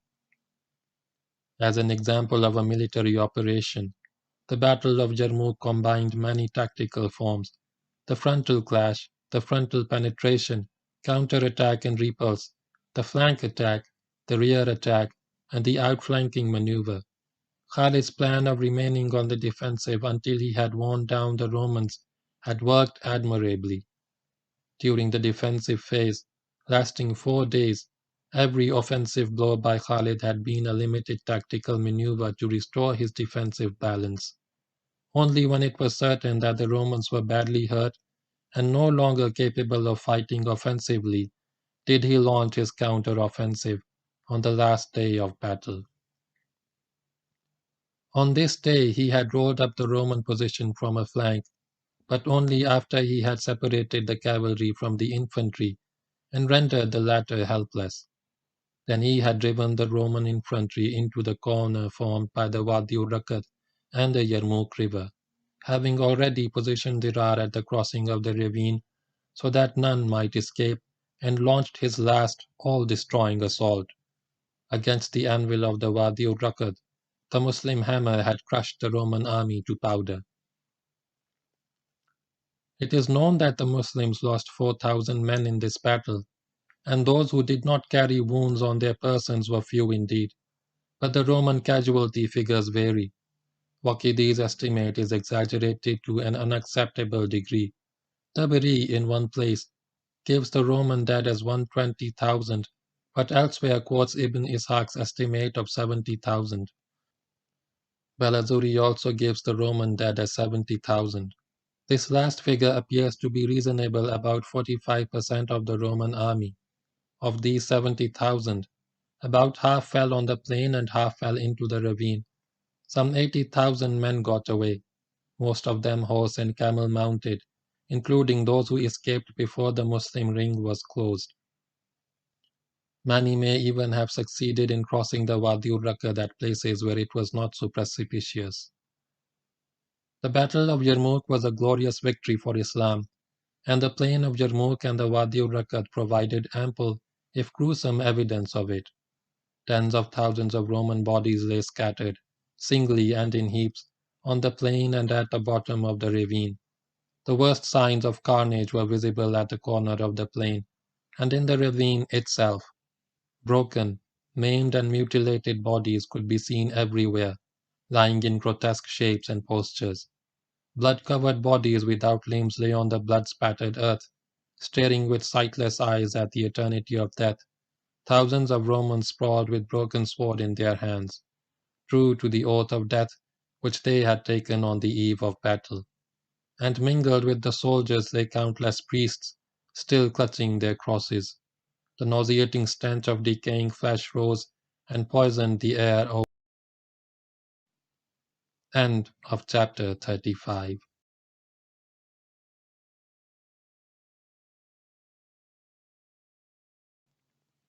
Dear people watching and listening, Assalamu alaikum. Kindly like and share this video and subscribe to my YouTube channel. Please support my channel by contributing to my Patreon account so that I can continue making the audiobook series. This is the last chapter telling in detail about the conquest of Syria, which ran from 634 AD to 638 AD, causing Emperor Heraclius to retreat his army back into the Byzantine Empire, leaving Syria into the hands of the Muslims, under whom the region became an Islamic province known as Bilad al-Sham. Start of chapter 36. The completion of the conquest. There are many virtues of al-Sham and its people established by the book, the Sunnah, and the traditions of the people of knowledge, and this is one of the things I relied upon in my encouraging the Muslims to fight the Tatars, my order to them to remain in Damascus, my forbidding them from fleeing to Egypt, and my inviting the Egyptian military to Syria and consolidating the Syrian military there. Ibn Taymiyyah, speaking of the events of 700 to 702 Hijri, when Damascus was successfully defended against the ravaging Mongol army. After Yarmouk, the remnants of the Roman army withdrew in haste to northern Syria and the northern part of the Mediterranean coast. The vanquished soldiers of Rome, those who survived the horror of Yarmouk, were in no fit state for battle. The victorious soldiers of Islam were in no fit state for battle either. Abu Ubaidah sent a detachment to occupy Damascus and remained with the rest of his army in the region of Jabiya for a whole month. During this period, the men rested, spoils were collected, checked, and distributed. The wounded were given time to recover. There was much to be done in matters of administration, and this kept the generals occupied. In early October 636 AD, late Shaban 15 Hijri, Abu Ubaidah held a council of war to discuss future plans. Opinions of objectives varied between Caesarea and Jerusalem. Abu Ubaidah could see the importance of both these cities, which had so far resisted all Muslim attempts at capture, and unable to decide the matter, wrote to Umar for instructions. In his reply, the Caliph ordered the Muslims to capture Jerusalem. Abu Ubaidah therefore marched towards Jerusalem with the army from Jabiya, Khalid and his mobile guard leading the advance. The Muslims arrived at Jerusalem around early November, and the Roman garrison withdrew into the fortified city. For 4 months the siege continued without a break. Then the Patriarch of Jerusalem, a man by the name of Sophronius, offered to surrender the city and pay the jizya, but only on condition that the Caliph himself would come and sign the pact with him and receive the surrender. When the Patriarch's terms became known to the Muslims, Shirabil suggested that instead of waiting for Umar to come all the way from Medina, Khalid should be sent forward as the Caliph. Umar and Khalid were very similar in appearance, and since the people of Jerusalem would only know Umar by reports, they could perhaps be taken in by a substitute. The Muslims would say that actually the Caliph was already there, and lo, he comes. On the following morning, the Patriarch was informed of the Caliph's presence, and Khalid, dressed in simple clothes of the poorest material, as was Umar's custom, rode up to the fort for talks with the Patriarch. But it did not work. Khalid was too well known, and there may have been Christian Arabs in Jerusalem who had visited Medina and seen both Umar and Khalid, noting the differences. Moreover, the Patriarch must have wondered how the great Caliph happened to be there just when he was needed. Anyhow, the trick was soon discovered, and the Patriarch refused to talk. When Khalid reported the failure of this mission, Abu Ubaidah wrote to Umar about the situation and invited him to come to Jerusalem and accept the surrender of the city.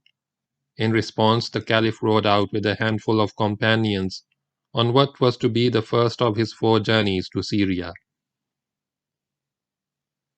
Umar first came to Jabiya, where he was met by Abu Ubaidah, Khalid, and Yazid, who had travelled thither with an escort to receive him.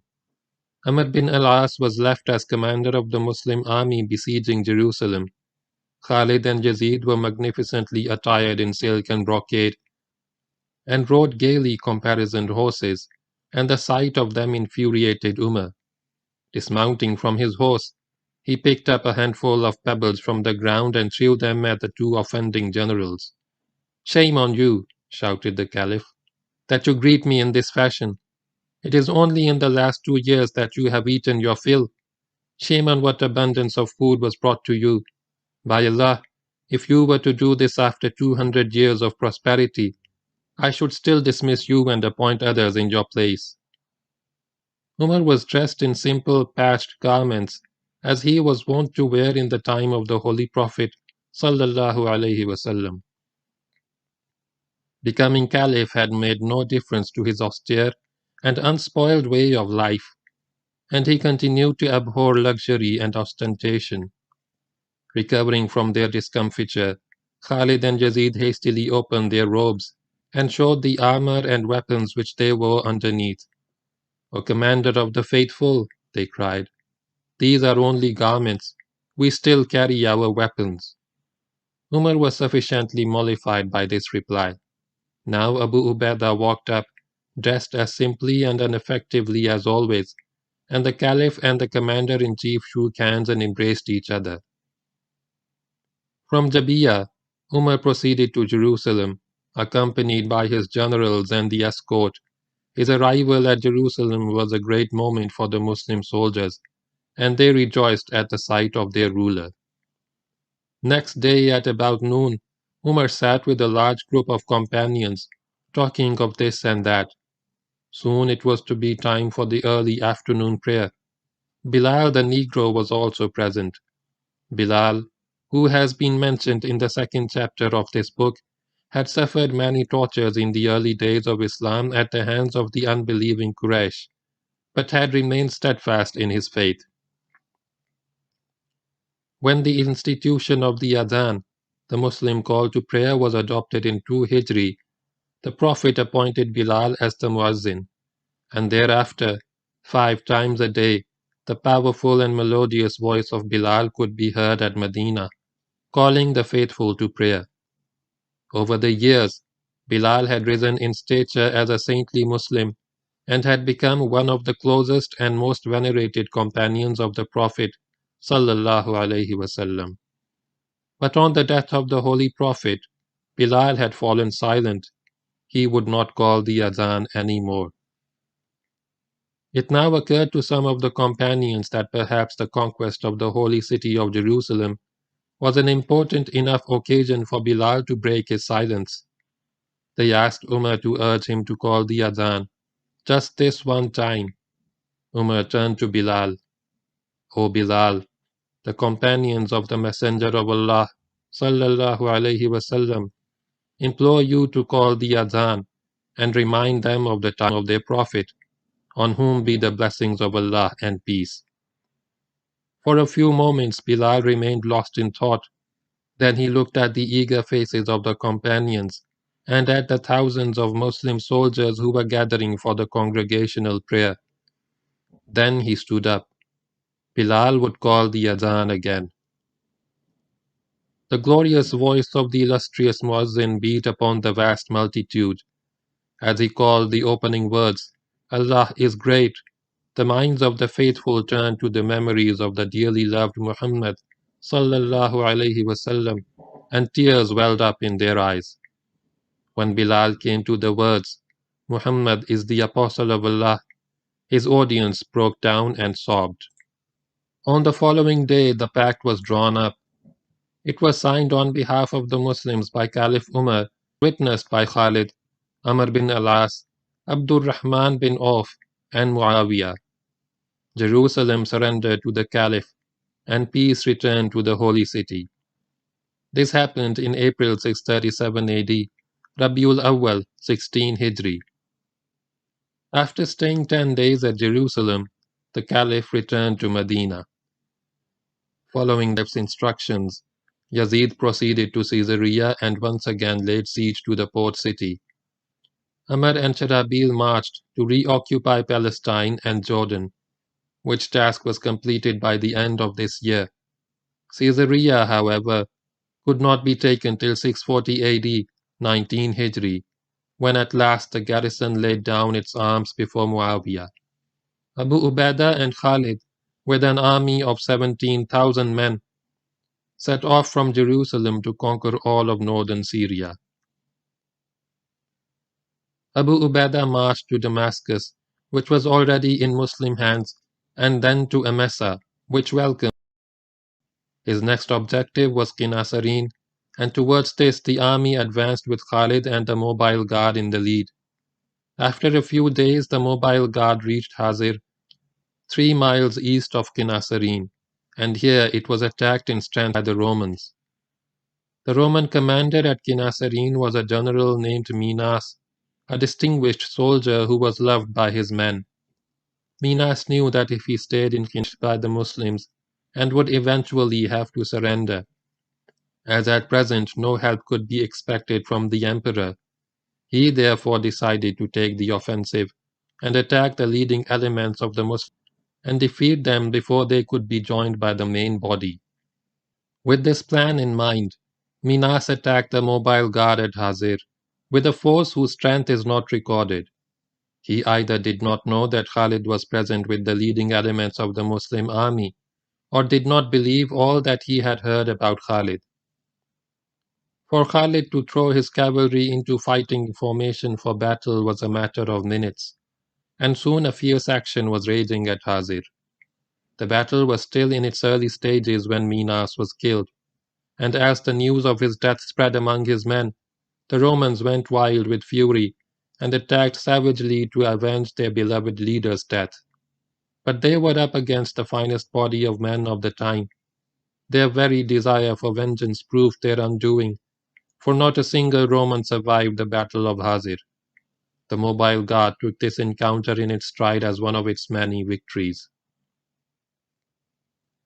As soon as the battle was over, the people of Hazir came out of their town to greet Khalid. They pleaded that they were Arabs and had no intention to fight him. Khalid accepted their surrender and advanced to Qinasarin. When Umar received reports of the Battle of Hazir, he made no attempt to conceal his admiration for the military genius of Khalid. "Khalid is truly the commander," Umar exclaimed. "May Allah have mercy upon Abu Bakr. He was a better judge of men than I have been." This was Umar's first admission that perhaps he had not judged Khalid rightly. At Qinasarin, the part of the Roman garrison which had not accompanied Minas to Hazir shut itself up in the fort. As soon as Khalid arrived, he sent a message to the garrison. "If you were in the clouds, Allah would raise us to you or lower you to us for battle." Without further delay, Qinasarin surrendered to Khalid. The Battle of Hazir and the surrender of Qinasarin took place about June 637 AD, Jamadiul Awwal 16 Hijri. Abu Ubaidah now joined Khalid at Qinasarin, and the army marched to Aleppo, where a strong garrison under a Roman general named Joaquin held the fort. This general, following the same line of thought as the commander of Qinasarin, set out to meet the Muslims in the open and clashed with the mobile guard 6 miles south of the city. A bloody engagement took place, in which the Romans were worsted, and Joachim, now wiser, pulled back in haste and regained the safety of the fort. Aleppo consisted of a large walled city and a smaller but virtually impregnable fort outside the city atop a hill, a little more than a quarter of a mile across, surrounded by a wide moat. The Muslims moved up and laid siege to the fort. Joachim was a very bold commander and launched several sallies to break the siege, but received heavy punishment every time. After a few days of this, the Romans decided to remain in the fort and await such help as Heraclius might be able to send. Heraclius, however, could send none, and 4 months later, around October 637 AD, the Romans surrendered on terms. The soldiers of the garrison were allowed to depart in peace, but Joachim would not go. He became a Muslim and elected to serve under the banner of Islam. In fact, over the next few weeks, he proved a remarkably able and loyal officer and fought gallantly under various Muslim generals. Once Aleppo was taken, Abu Ubaidah sent a column under Malik Ashtar to take Azaz on the route to Rome. The region which the Muslims called Rome included the area which is now southern Turkey east of the Taurus Mountains. Malik, assisted by Joachim, captured Azaz and signed a pact with the local inhabitants, whereafter he returned to Aleppo. The capture and clearance of Azaz was essential to ensure that no large Roman forces remained north of Aleppo, whence they could strike at the flank and rear of the Muslims as the next major operation was launched. As soon as Malik rejoined the army, Abu Ubaidah marched westwards to capture Antioch. The army moved via Harim and approached Antioch from the east, some 12 miles from the city at Mahruba, where a bridge of iron spanned the river Orontes, now known as Nahrul Asi. The Muslims came up against the powerful Roman army, the defenders of Antioch. A major battle was fought here, the details of which are not recorded, and the Romans were soundly thrashed by Abu Ubaidah, Khalid again playing a prominent role with his mobile guard. With the exception of Ajnadain, the Roman casualties here are believed to have been the highest in the Syrian campaign, and the remnants of the Roman army went fleeing in disorder to the city. The Muslims moved up and laid siege to Antioch, but not many days had passed before the greatest city of Syria, the capital of the Aegean zone of the Eastern Roman Empire, surrendered to the Muslims. Abu Ubaidah entered Antioch on October 30, 637 AD, the 5th of Shawwal, 16 Hijri. The defeated Roman soldiers were allowed to depart in peace. Following the surrender of Antioch, Muslim columns moved south along the Mediterranean coast and captured Latakia, Jabla, and Tartus, thus clearing most of the northwestern Syria of the enemy. Abu Ubaidah next returned to Aleppo, and during this move his columns subdued what remained of northern Syria. Khalid took his mobile guard on a raid eastwards up to the Euphrates in the vicinity of Munbij, but found little opposition. In early January 638 AD, he rejoined Abu Ubaidah at Aleppo. All of Syria was now in Muslim hands. Abu Ubaidah left Khalid as commander and administrator at Qinasarine and returned with the rest of his army to Msa, where he assumed his duties as governor of the province of Msa, of which Qinasarine was then part. From Qinasarine, Khalid would keep watch over the northern marches. By the end of 16 Hijri, corresponding roughly to 637 AD, all Syrians, except for Caesarea, which continued to hold out. The various Muslim commanders settled down to their duties as governors of provinces. Amr bin al-As in Palestine, Sharahabil in Jordan, Yazid in Damascus, but currently engaged at Caesarea, and Abu Ubaidah in Msa. Khalid had a lower appointment as administrator in Qinasarine under Abu Ubaidah. This state of peace continued for a few months until the midsummer of 638 AD, when clouds again darkened the sky over northern Syria. This time the Christian Arabs of the Jazeera took to the warpath. Heraclius was no longer able to attempt a military comeback in Syria. In fact, he was now more worried about the empire, which after the destruction of his army at Yarmouk and Antioch was extremely vulnerable to Muslim invasion. He had few military resources left with which to defend his domains against an army which marched from victory to victory. To gain time for the preparation of his defenses, it was essential to keep the Muslims occupied in Syria. And he did this by inciting the Arabs of the Jazeera to take the offensive against the Muslims. Bound to him by ties of religion, they submitted to his exhortations, and gathering in tens of thousands, began preparations to cross the Euphrates and invade northern Syria from the east. Agents brought Abu Ubaidah information on the preparations being made in the Jazeera. As the hostile Arabs began their move, Abu Ubaidah called a council of war to discuss the situation. Khalid was all for moving out of the cities as one army and fighting the Christian Arabs in the open, but the other generals favored a defensive battle at Msa. Abu Ubaidah sided with the majority and pulled in the mobile guard from Qinasarine and other detachments from places which they had occupied in northern Syria. He concentrated his army at Msa and at the same time informed Umar of the situation. Umar had no doubt that Abu Ubaidah and Khalid would hold their own against the irregular army, which now threatened them, but he nevertheless decided to assist them, and did so in a most unusual manner. He sent instructions to Sa'd bin Abi Waqqas, the Muslim commander-in-chief in Iraq, to dispatch 3 columns into the Jazeera, one under Suhail bin Adi directed at Raqqa, another under Abdullah bin Utban directed at Nusaybin, and a third under Ayat bin Ghanam operating between the first two. At the same time, Umar ordered the dispatch of 4,000 men under Qaqa bin Amr from Iraq to Msa, along the Euphrates route, to reinforce Abu Ubaidah. The Christian Arabs arrived at Msa to find the Muslims safely fortified, and not knowing what else to do, laid siege to the city. But hardly had the siege begun when messengers came galloping from the Jazeera to inform them that 3 Muslim columns were marching from Iraq towards the Jazeera. The Christian Arabs now realized the absurdity of their situation. While they were fighting the Muslims in Syria, pulling Heraclius' chestnuts out of the fire for him, their own land was about to fall to the Muslims coming from another direction. They abandoned the siege and hastened back to the Jazeera, which was the only sensible thing to do.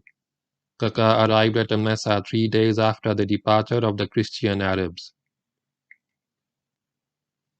As soon as the 3 Muslim columns from Iraq heard of the return of the Christian Arabs, they halted on their route to await further instructions from Saad. Their mission had been accomplished. With this neat, indirect maneuver, Umar had repulsed the invading army of the Jazeera without shooting an arrow. The abortive attempt of the Arabs of the Jazeera to fight the Muslims did no damage to the Muslims in Syria, aroused the anger of the Muslims, and made them conscious of the fact that they could not regard Syria as being safely in their possession until neighboring lands were cleared of all hostile elements. These elements existed in the Jazeera and in the region east of the Taurus Mountains, and they would have to be destroyed or subdued in order to create a zone of security beyond the borders of Syria. Umar decided to deal with the Jazeera first. He ordered Saad to arrange for its capture and appointed Ayad bin Ghanam as the commander of this theater of operations.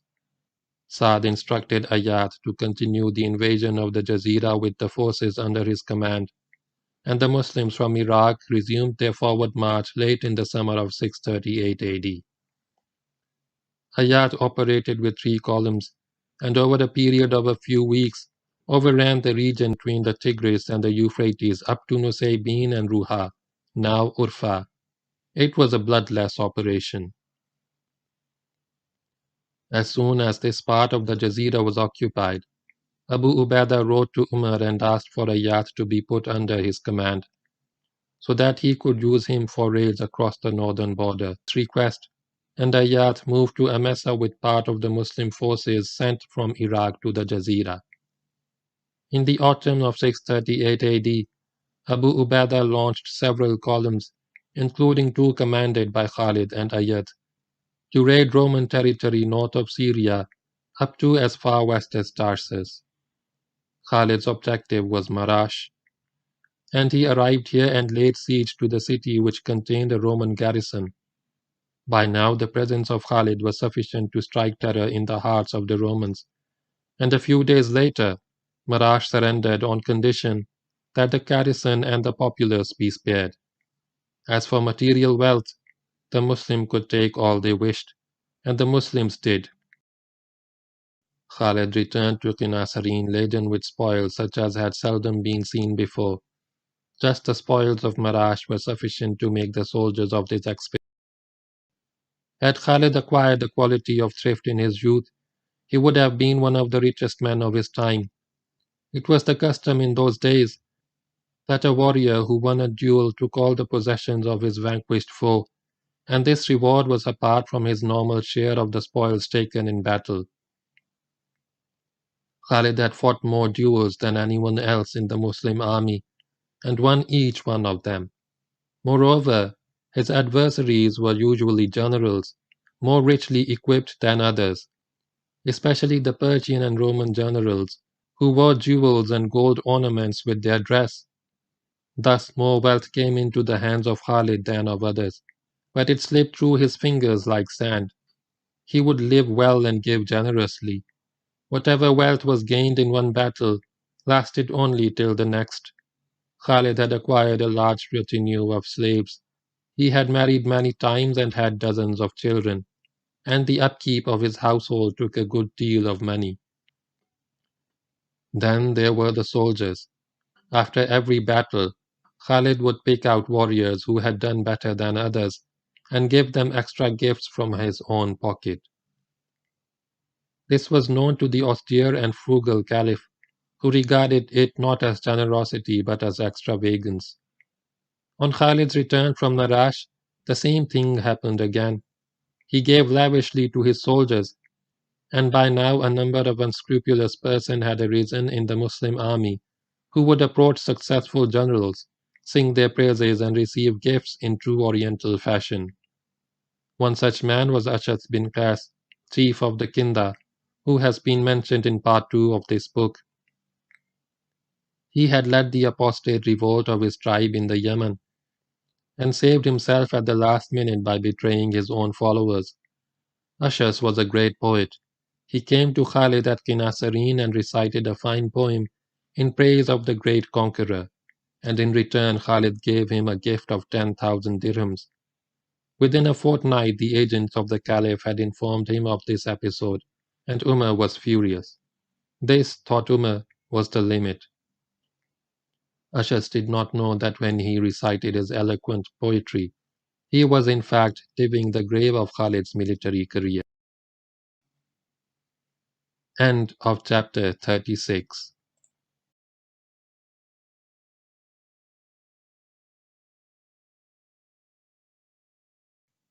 Dear people watching and listening, Assalamu alaikum. Kindly like and share this video and subscribe to my YouTube channel. Please support my channel by contributing to my Patreon account so that I can continue making the audiobook series.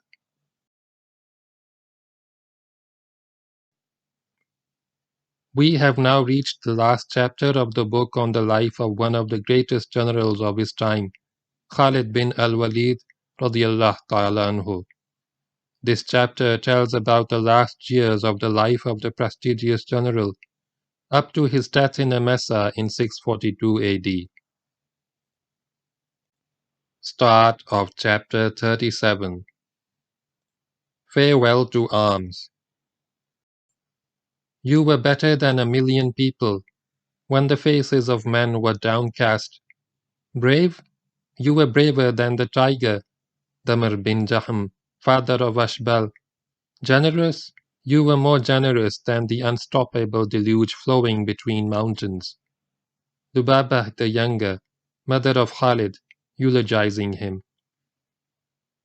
Have women ever stopped mourning for anyone like Khalid? Umar bin al-Khattab radiyallahu ta'ala anhu. Women will no longer be able to give birth to the likes of Khalid bin al-Waleed. Abu Bakr radiyallahu anhu. Some time before his expedition to Marash, Khalid had a special bath. Just as he did everything well, Khalid also bathed well. He had with him a certain substance prepared with an alcoholic mixture, which was supposed to have a soothing effect on the body when applied externally. Khalid rubbed his body with this substance and thoroughly enjoyed his bath, from which he emerged glowing and refreshed.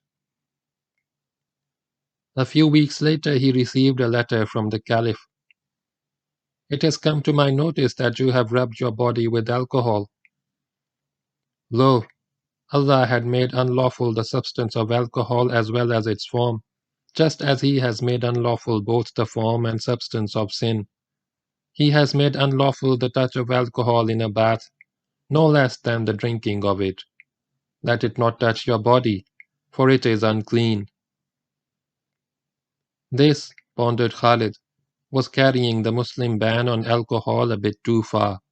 Like all companions, Khalid was thoroughly conversant with the Holy Book and knew that the Quranic verses on alcohol dealt only with the drinking of it, and that the injunction against strong drink was intended to eliminate the evils of drunkenness and alcoholism. The Quran said nothing about the external application of oils and ointments treated with alcohol. Khalid wrote back to Umar and explained the method of preparation of the offending substance, with the alcoholic mixture and the cleaning of it by boiling. He added, "We kill it so that it becomes like bathed water without alcohol.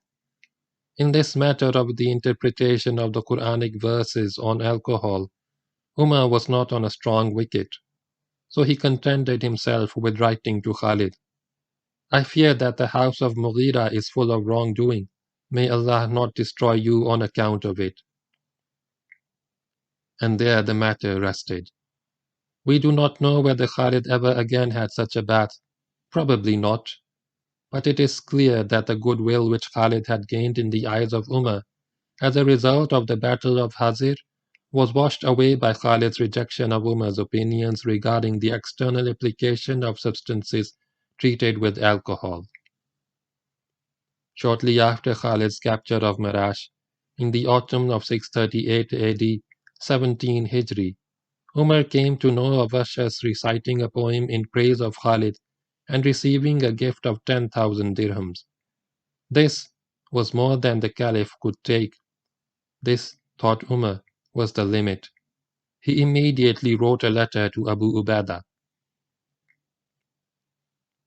Bring Khalid in front of the congregation, tie his hands with his turban and take off his cap.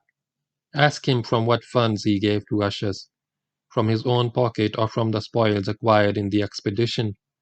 If he confesses to having given from the spoils, he is guilty of misappropriation. If he claims that he gave from his own pocket, he is guilty of extravagance. In either case, dismiss him and take charge of his duties. This was no ordinary letter. Though the method described by Umar for arraigning the accused was the normal custom of the Arabs, the accused in this case was no ordinary accused. The instructions of the Caliph would have to be carried by a companion of high standing, and Umar selected Bilal the Muazzin for the task. He entrusted the letter to Bilal, briefed him about how he was to proceed in the matter of Khalid, and ordered him to journey with all speed to Msa. Bilal arrived at Msa and handed the letter to Abu Ubaidah, who read it and was aghast. He could hardly believe that this was to be done to the sword of Allah, but the Caliph's orders had to be obeyed, and Abu Ubaidah sent for Khalid. Khalid left Qinasirine without the least suspicion of what lay in store for him. He imagined that he was being called for another council of war, that perhaps there was to be another expedition to Rome, or even a full-scale invasion of the Byzantine Empire. He looked forward eagerly to more battles and more glory. Arriving at Msa, he went to the house of Abu Ubaidah, and here for the first time he came to know the purpose of Abu Ubaidah's call. The commander-in-chief briefly explained Umar's charge against him, and asked if he would confess his guilt. Khalid was astounded by Abu Ubaidah's statement, and saw it not as a simple matter of a question or a charge, but as an attempt on the part of his old rival, Umar bin al-Khattab, to bring about his undoing. He asked Abu Ubaidah for a little time to consult his sister, and Abu Ubaidah agreed to wait. Khalid went to the house of his sister Fatima, who was then in Msa, explained the position to her, and sought her advice. Fatima confirmed his suspicions. "By Allah," she said, "Umar will never be pleased with you. He wants nothing more than that you should confess to some error, so that he can dismiss you." "You are right," said Khalid. He kissed his sister on the head, and returning to Abu Ubaidah, informed him that he would not confess. Thereafter the two generals walked in silence to a place where a large number of Muslims were gathered, most of whom rushed to shake Khalid's hand. At one end stood a raised platform, and on this Abu Ubaidah and Khalid sat down, facing the congregation. On one side of Abu Ubaidah sat Bilal the Negro. For a few moments there was complete silence. The Muslims had no idea of the purpose of the congregation, nor had Khalid. He did not connect Umar's charge against him with this gathering, for it never occurred to him that he would face a public trial. Bilal looked questioningly at Abu Ubaidah, but Abu Ubaidah turned his face away. He had obeyed the Caliph's instructions as far as he considered necessary. If a man like Khalid, who had rendered military services to the new Muslim state as no other general had done, was to be subjected to public humiliation. He, Abu Ubaidah, would have nothing to do with it. Bilal could do as he wished. Bilal understood Abu Ubaidah's reluctance.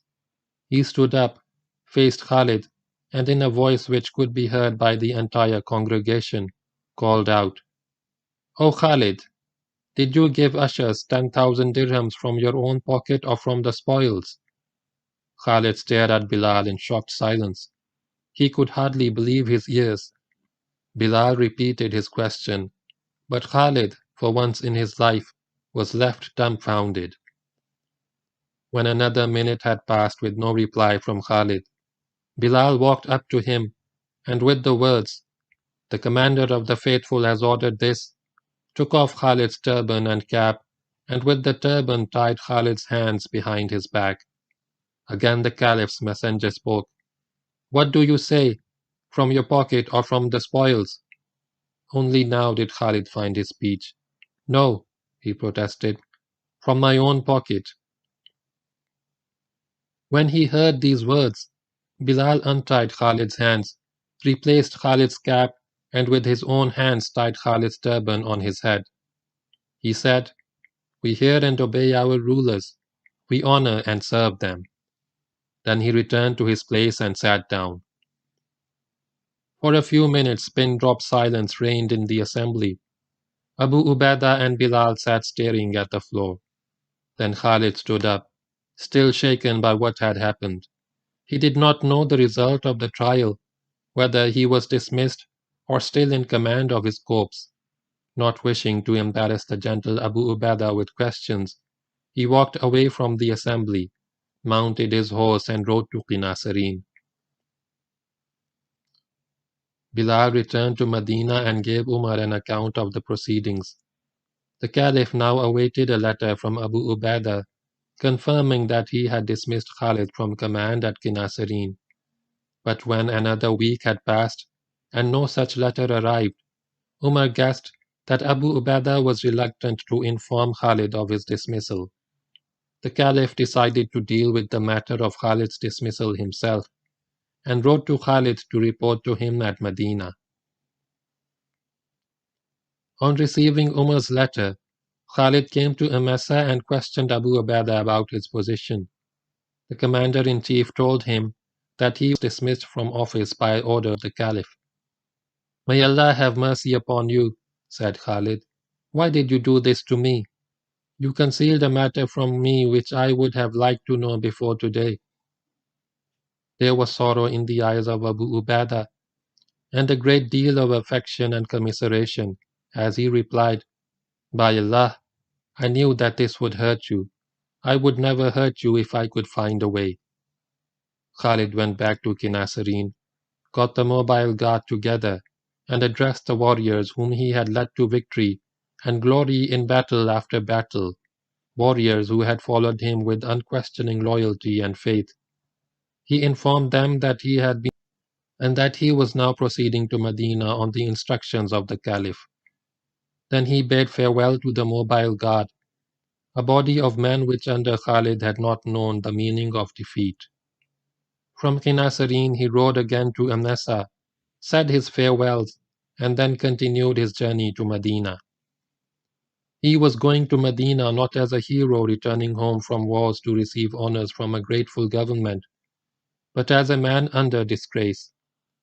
Khalid arrived at Medina and proceeded towards the house of the Caliph, but he met Umar in the street. As these two strong men drew closer to each other, the greatest ruler of the time and the greatest soldier of the time, there was no fear in the eyes of either. Umar was the first to speak. He extemporized a verse in acknowledgement of Khalid's achievements and recited it. "You have done, and no man has done as you have done, but it is not people who do, it is Allah who does." In reply, Khalid said, "I protest to the Muslims against what you have done. By Allah, you have been unjust to me, O Umar." "Whence comes all this wealth?" countered Umar. It is what is left of my share of the spoils. Whatever exceeds 60,000 dirham is yours. Umar had a check made of all Khalid's possessions, which consisted mainly of military equipment and slaves, and found that it was valued at 80,000 dirhams. He confiscated the surplus of 20,000 dirhams. When this had been done, Umar said to Khalid, "O Khalid, by Allah, you are honorable in my eyes, and you are dear to me. You will not have cause to complain of me after this day." The point was academic, however, for there was not much more that could be done to Khalid. After a few days, Khalid left Medina for Qinasarine, never to return to Arabia. Hardly had he left, when the people of Medina came to Umar and appealed to him to return Khalid's property to him. To this Umar replied, "I do not trade with what belongs to Allah and the Muslims." But after this, according to Tabari, Umar's heart was cured of Khalid. Very soon it became evident to Umar that his treatment of Khalid was being deeply resented by the Muslims. It was openly said that Khalid had suffered because of Umar's personal hostility towards him. This popular disapproval of Umar's action became so widespread that the Caliph found it necessary to write to all his commanders and administrators.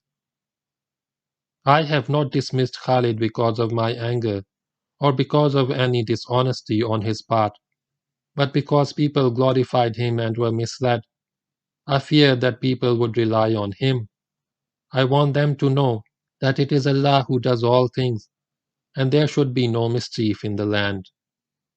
In this letter, Umar unwittingly paid Khalid the highest compliment that any general could hope to earn, that his men regarded him as a god, but Khalid returned to Qinasarine an embittered man. The destroyer of the apostasy, the conqueror of Iraq and Syria, came home as a nobody, dismissed and disgraced. As his wife greeted him at the door, he said, "Umar appointed me over Syria until it turned to wheat and honey, then dismissed me." Khalid's campaigning days were over. The sword of Allah, the sword that Allah had drawn against the infidels, which Abu Bakr had refused to sheath, was at last sheathed by Caliph Umar. Little remains to be told. After his dismissal, Khalid had less than 4 years to live, and these were not very pleasant years. Financially, though not impoverished, he was severely restricted. In 15 Hijri, Umar had started the institution of allowances to all Muslims, varying in extent according to their position in Islam and the services rendered by them in war. All those who had accepted the faith after the Truce of Hudaybiyah and before the apostasy received an annual allowance of 3,000 dirhams, and this category included Khalid. The sum was enough to enable a man and his family to live modestly, but with Khalid, born an aristocrat and accustomed to giving away thousands of dirhams on an impulse, it did not go far. He took his family to Msa, where he bought a house and settled down to retirement. His dismissal was a terrible blow to him, but as if this were not enough, Khalid suffered even more grievous losses in the plague which struck soon after his return from Medina, and which claimed most of those nearest and dearest to him. The plague started at Amawas in Palestine in Muharram or Safar, 18 Hijri, January or February 639 AD, and spread rapidly across Syria and Palestine, striking down Christians and Muslims in its path. The Caliph was deeply grieved by the sufferings of the Muslims in Syria and concerned especially about Abu Ubaidah, and thought to save the trusted one of the nation by asking him to visit Medina. But Abu Ubaidah saw through Umar's letter and knew that the Caliph would detain him in Medina until the epidemic had spent itself. The man who had not abandoned his soldiers in the thick of battle was not going to abandon them in the plague. He refused to visit Medina, and for his loyalty to his men paid with his life. Thousands of Muslims died in the plague of Amawas, and these included the noblest and best. Abu Ubaidah, Sharabil, Yazid, Tirar, Khalid's dearest friends. And yet this was not the end of his sufferings, for he lost 40 sons in the epidemic. The terrible pestilence thus took away most of those whom Khalid loved, those who could have added comfort and cheer to his years of retirement. We only know of 3 sons who survived Khalid: Suleiman, who fell in battle in the latter part of the Egyptian campaign; Muhajir, who fought and died under Ali at Siffin; and Abdur Rahman, who survived to live to a mature age and appeared to be endowed with his father's military prowess. But he too met an untimely death at the hands of a prisoner in 46 Hijri, during the Caliphate of Muawiyah. It is recorded that the assassination was engineered by Muawiyah, who was jealous and fearful of the great prestige of the son of the Sword of Allah. The assassin was later killed as an act of vengeance by Abdur Rahman's son. We do not know how many daughters Khalid had, but the male line of descent from Khalid is believed to have ended with his grandson, Khalid bin Abdur Rahman bin Khalid. After the death of 3 of the original corps commanders, Amr bin al-As took command of the army and immediately dispersed it in the hills of Syria and Palestine.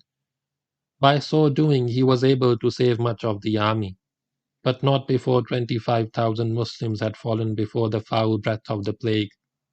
The epidemic had not yet ended when Umar appointed Ayat bin Ghanam as military governor of northern Syria, and Muawiyah of Damascus and Jordan, while Umar remained in command in Palestine. When Abu Bakr was planning the campaign of the apostasy, he discussed with Amr bin al-As the appointment of various generals as corps commanders. The Caliph said, "O Amr, you are the shrewdest of the Arabs in judgment. What is your opinion of Khalid?" Amr replied, "He is a master of war, a friend of death. He has the dash of a lion and the patience of a cat." But the patience of a cat was not enough for a man of Khalid's temperament at this stage of his life. What makes patience possible and bearable in a cat is the prospect of a victim for supper. If there were no victim in sight, even a cat could not bear to be patient, and Khalid now had no prospects, nothing to be patient for. He could fight no more battles, kill no more enemies. In enforced obscurity, Khalid mourned the loss of his comrades and his sons. The conquests of Islam continued. After the plague, in 18 Hijri, Ayat again invaded the Jazira, and by the end of the following year had completed its subjugation. After several battles as far north as Samsat, Amid, now Diyarbakir, and Bitlis, he even raided successfully as far as Malatya. News from the Eastern Front was just as thrilling. By the time of Khalid's dismissal, Saad bin Abi Waqqas had conquered most of what is now Iraq and parts of present-day southwestern Persia, Ahwaz, Tustar, and Sus. On this front further advances were made, though the last great battles against the still formidable Persians were not fought till after Khalid's death. In 640 AD, 19 Hijri, Caesarea surrendered to the Muslims, and Amr bin al-As invaded Egypt. Like all Muslims, Khalid gloried in the conquests of Islam, but each victory also reminded him that he had not taken part in the battle. The news that reached him at Msa was to him bittersweet. He was like an ardent lover who sees his beloved before him, but is unable to move towards her. Thus lived for the last few years of his life the man whom Gibbon, in his Decline and Fall of the Roman Empire, has described as the fiercest and most successful of the Arabian warriors. Fortunately, in Khalid's relations with Umar there was a marked change for the better. Umar was no longer the harsh, impetuous, hot-tempered man that he had once been, with the burdens of the caliphate on his shoulders. He had mellowed and grown more patient. He was still stern and puritanical, but he imposed no burden upon others which he did not carry himself. He was strict with the strong, kind to the weak, generous to widows and orphans. He sat with the poor, and often spent the night sleeping on the steps of the mosque. At night he would walk the streets of Medina with a whip in his hand, and Umar's whip was feared more than the sword of another man. He lived on salted barley bread, dry dates, and olive oil, and allowed no better fare to his family. His clothes were made of the poorest material, patched in many places. Unshakable in his resolve to do justice, he had his own son Ubaidullah whipped for drinking. Khalid, now having more time for reflection, saw the great virtues and enviable qualities of his old rival. He forgave him. One day he said to a visitor, "Praise be to Allah who took Abu Bakr away. He was dearer to me than Umar. Praise be to Allah who appointed Umar in authority. He was hateful to me, but I grew to like him." This change in attitude was so great that when he died, Khalid named Umar as his heir to receive whatever he left. Time mercifully healed the wounds. Khalid spent a good deal of his time thinking of his battles, as old soldiers are wont to do. He would relive the battles and duels in which he had challenged the greatest champions of the world and made them bite the dust. He was naturally proud of his victories, but there was no vanity or conceit in Khalid's mind. He attributed his victories to the help of Allah and to his red cap, in which was woven the hair of the Holy Prophet sallallahu alaihi wasallam. When not thinking of his battles, his mind would be occupied by memories of his fellow generals, Abu Ubaidah, Sharahabil, Yazid, Amr bin al-As, and his valiant champions like Abdul Rahman bin Abi Bakr, Rafi bin Umairah, and the incomparable Dirar bin al-Azwar, whose feats of skill and daring like his own would glow forever in the pages of history. He did not, however, know his place in history as we do now. Khalid was the most versatile soldier history has ever known, a true military genius. He had the strategical vision of a Genghis Khan and a Napoleon, the tactical brilliance of a Timur and a Frederick the Great, and the individual strength and prowess of the half-legendary Rustam of Persia. In no other case in history do we see such diverse military virtues combined in one man. Khalid was one of only two great generals in history who never suffered a defeat. The other was Genghis Khan, but Genghis Khan was not a champion fighter like Khalid, even though his conquests covered a far greater region of the earth. Combined with Khalid's strategical and tactical genius was the extreme violence of his methods. To him, a battle was not just a neat maneuver leading to a military victory, but an action of total violence ending in the total annihilation of the enemy. The maneuver was only an instrument for bringing about the enemy's destruction. Khalid was the only man who inflicted a tactical defeat on the Holy Prophet at Uhud. He was the first Muslim commander to leave Arabia and conquer foreign lands, the first Muslim to humble two great empires, one after the other. Almost all his battles are studies in military leadership, especially Uhud, Kazima, Walaja, Muzayyah, Ajnadin, and Yarmouk. His finest battle was Walaja, while his greatest was undoubtedly Yarmouk. Khalid was essentially a soldier. He also administered the territories which he conquered, but this he did as a routine responsibility of a high-ranking general, who had not only to conquer territory, but also to rule it as a military governor. His plans and maneuvers show a superb military intellect, but towards such things as learning and culture, he was in no way inclined. Khalid was pure, unadulterated, undiluted, unspoilt soldier. It was his destiny to fight greater battles and vanquish mighty foes, to attack, kill, conquer.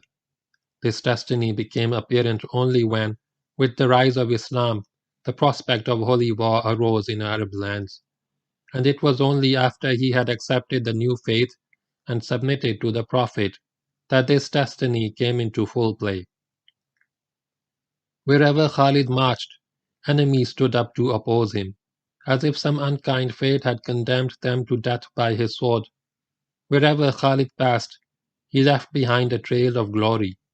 From the Battle of Uhud up to the time of his dismissal, over a period of 15 years, Khalid fought 41 battles, excluding minor engagements, of which 35 were concentrated in the last 7 years, and he never lost a single one.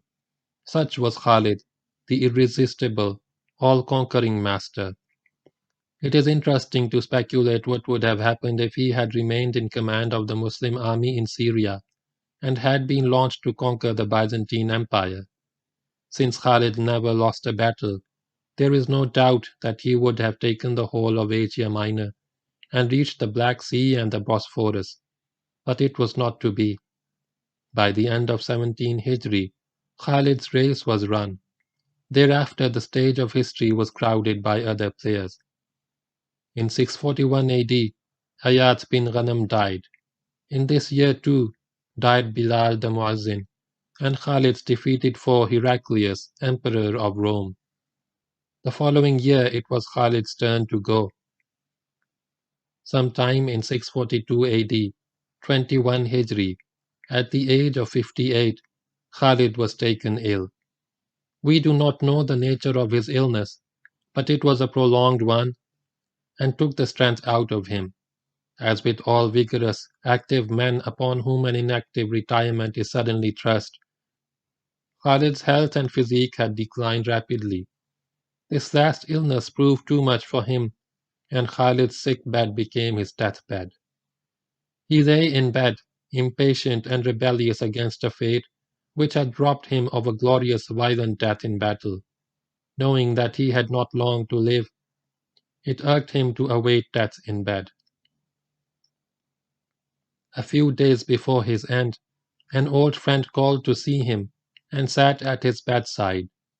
Khalid raised the cover from his right leg and said to his visitor, "Do you see a space of the span of a hand on my leg, which is not covered by some scar of the wound of a sword or an arrow or a lance?" The friend examined Khalid's leg and confessed that he did not. Khalid raised the cover from his left leg and repeated his question. Again the friend agreed that between the wounds farthest apart the space was less than a hand's span. Khalid raised his right arm and then his left for a similar examination, and with a similar result.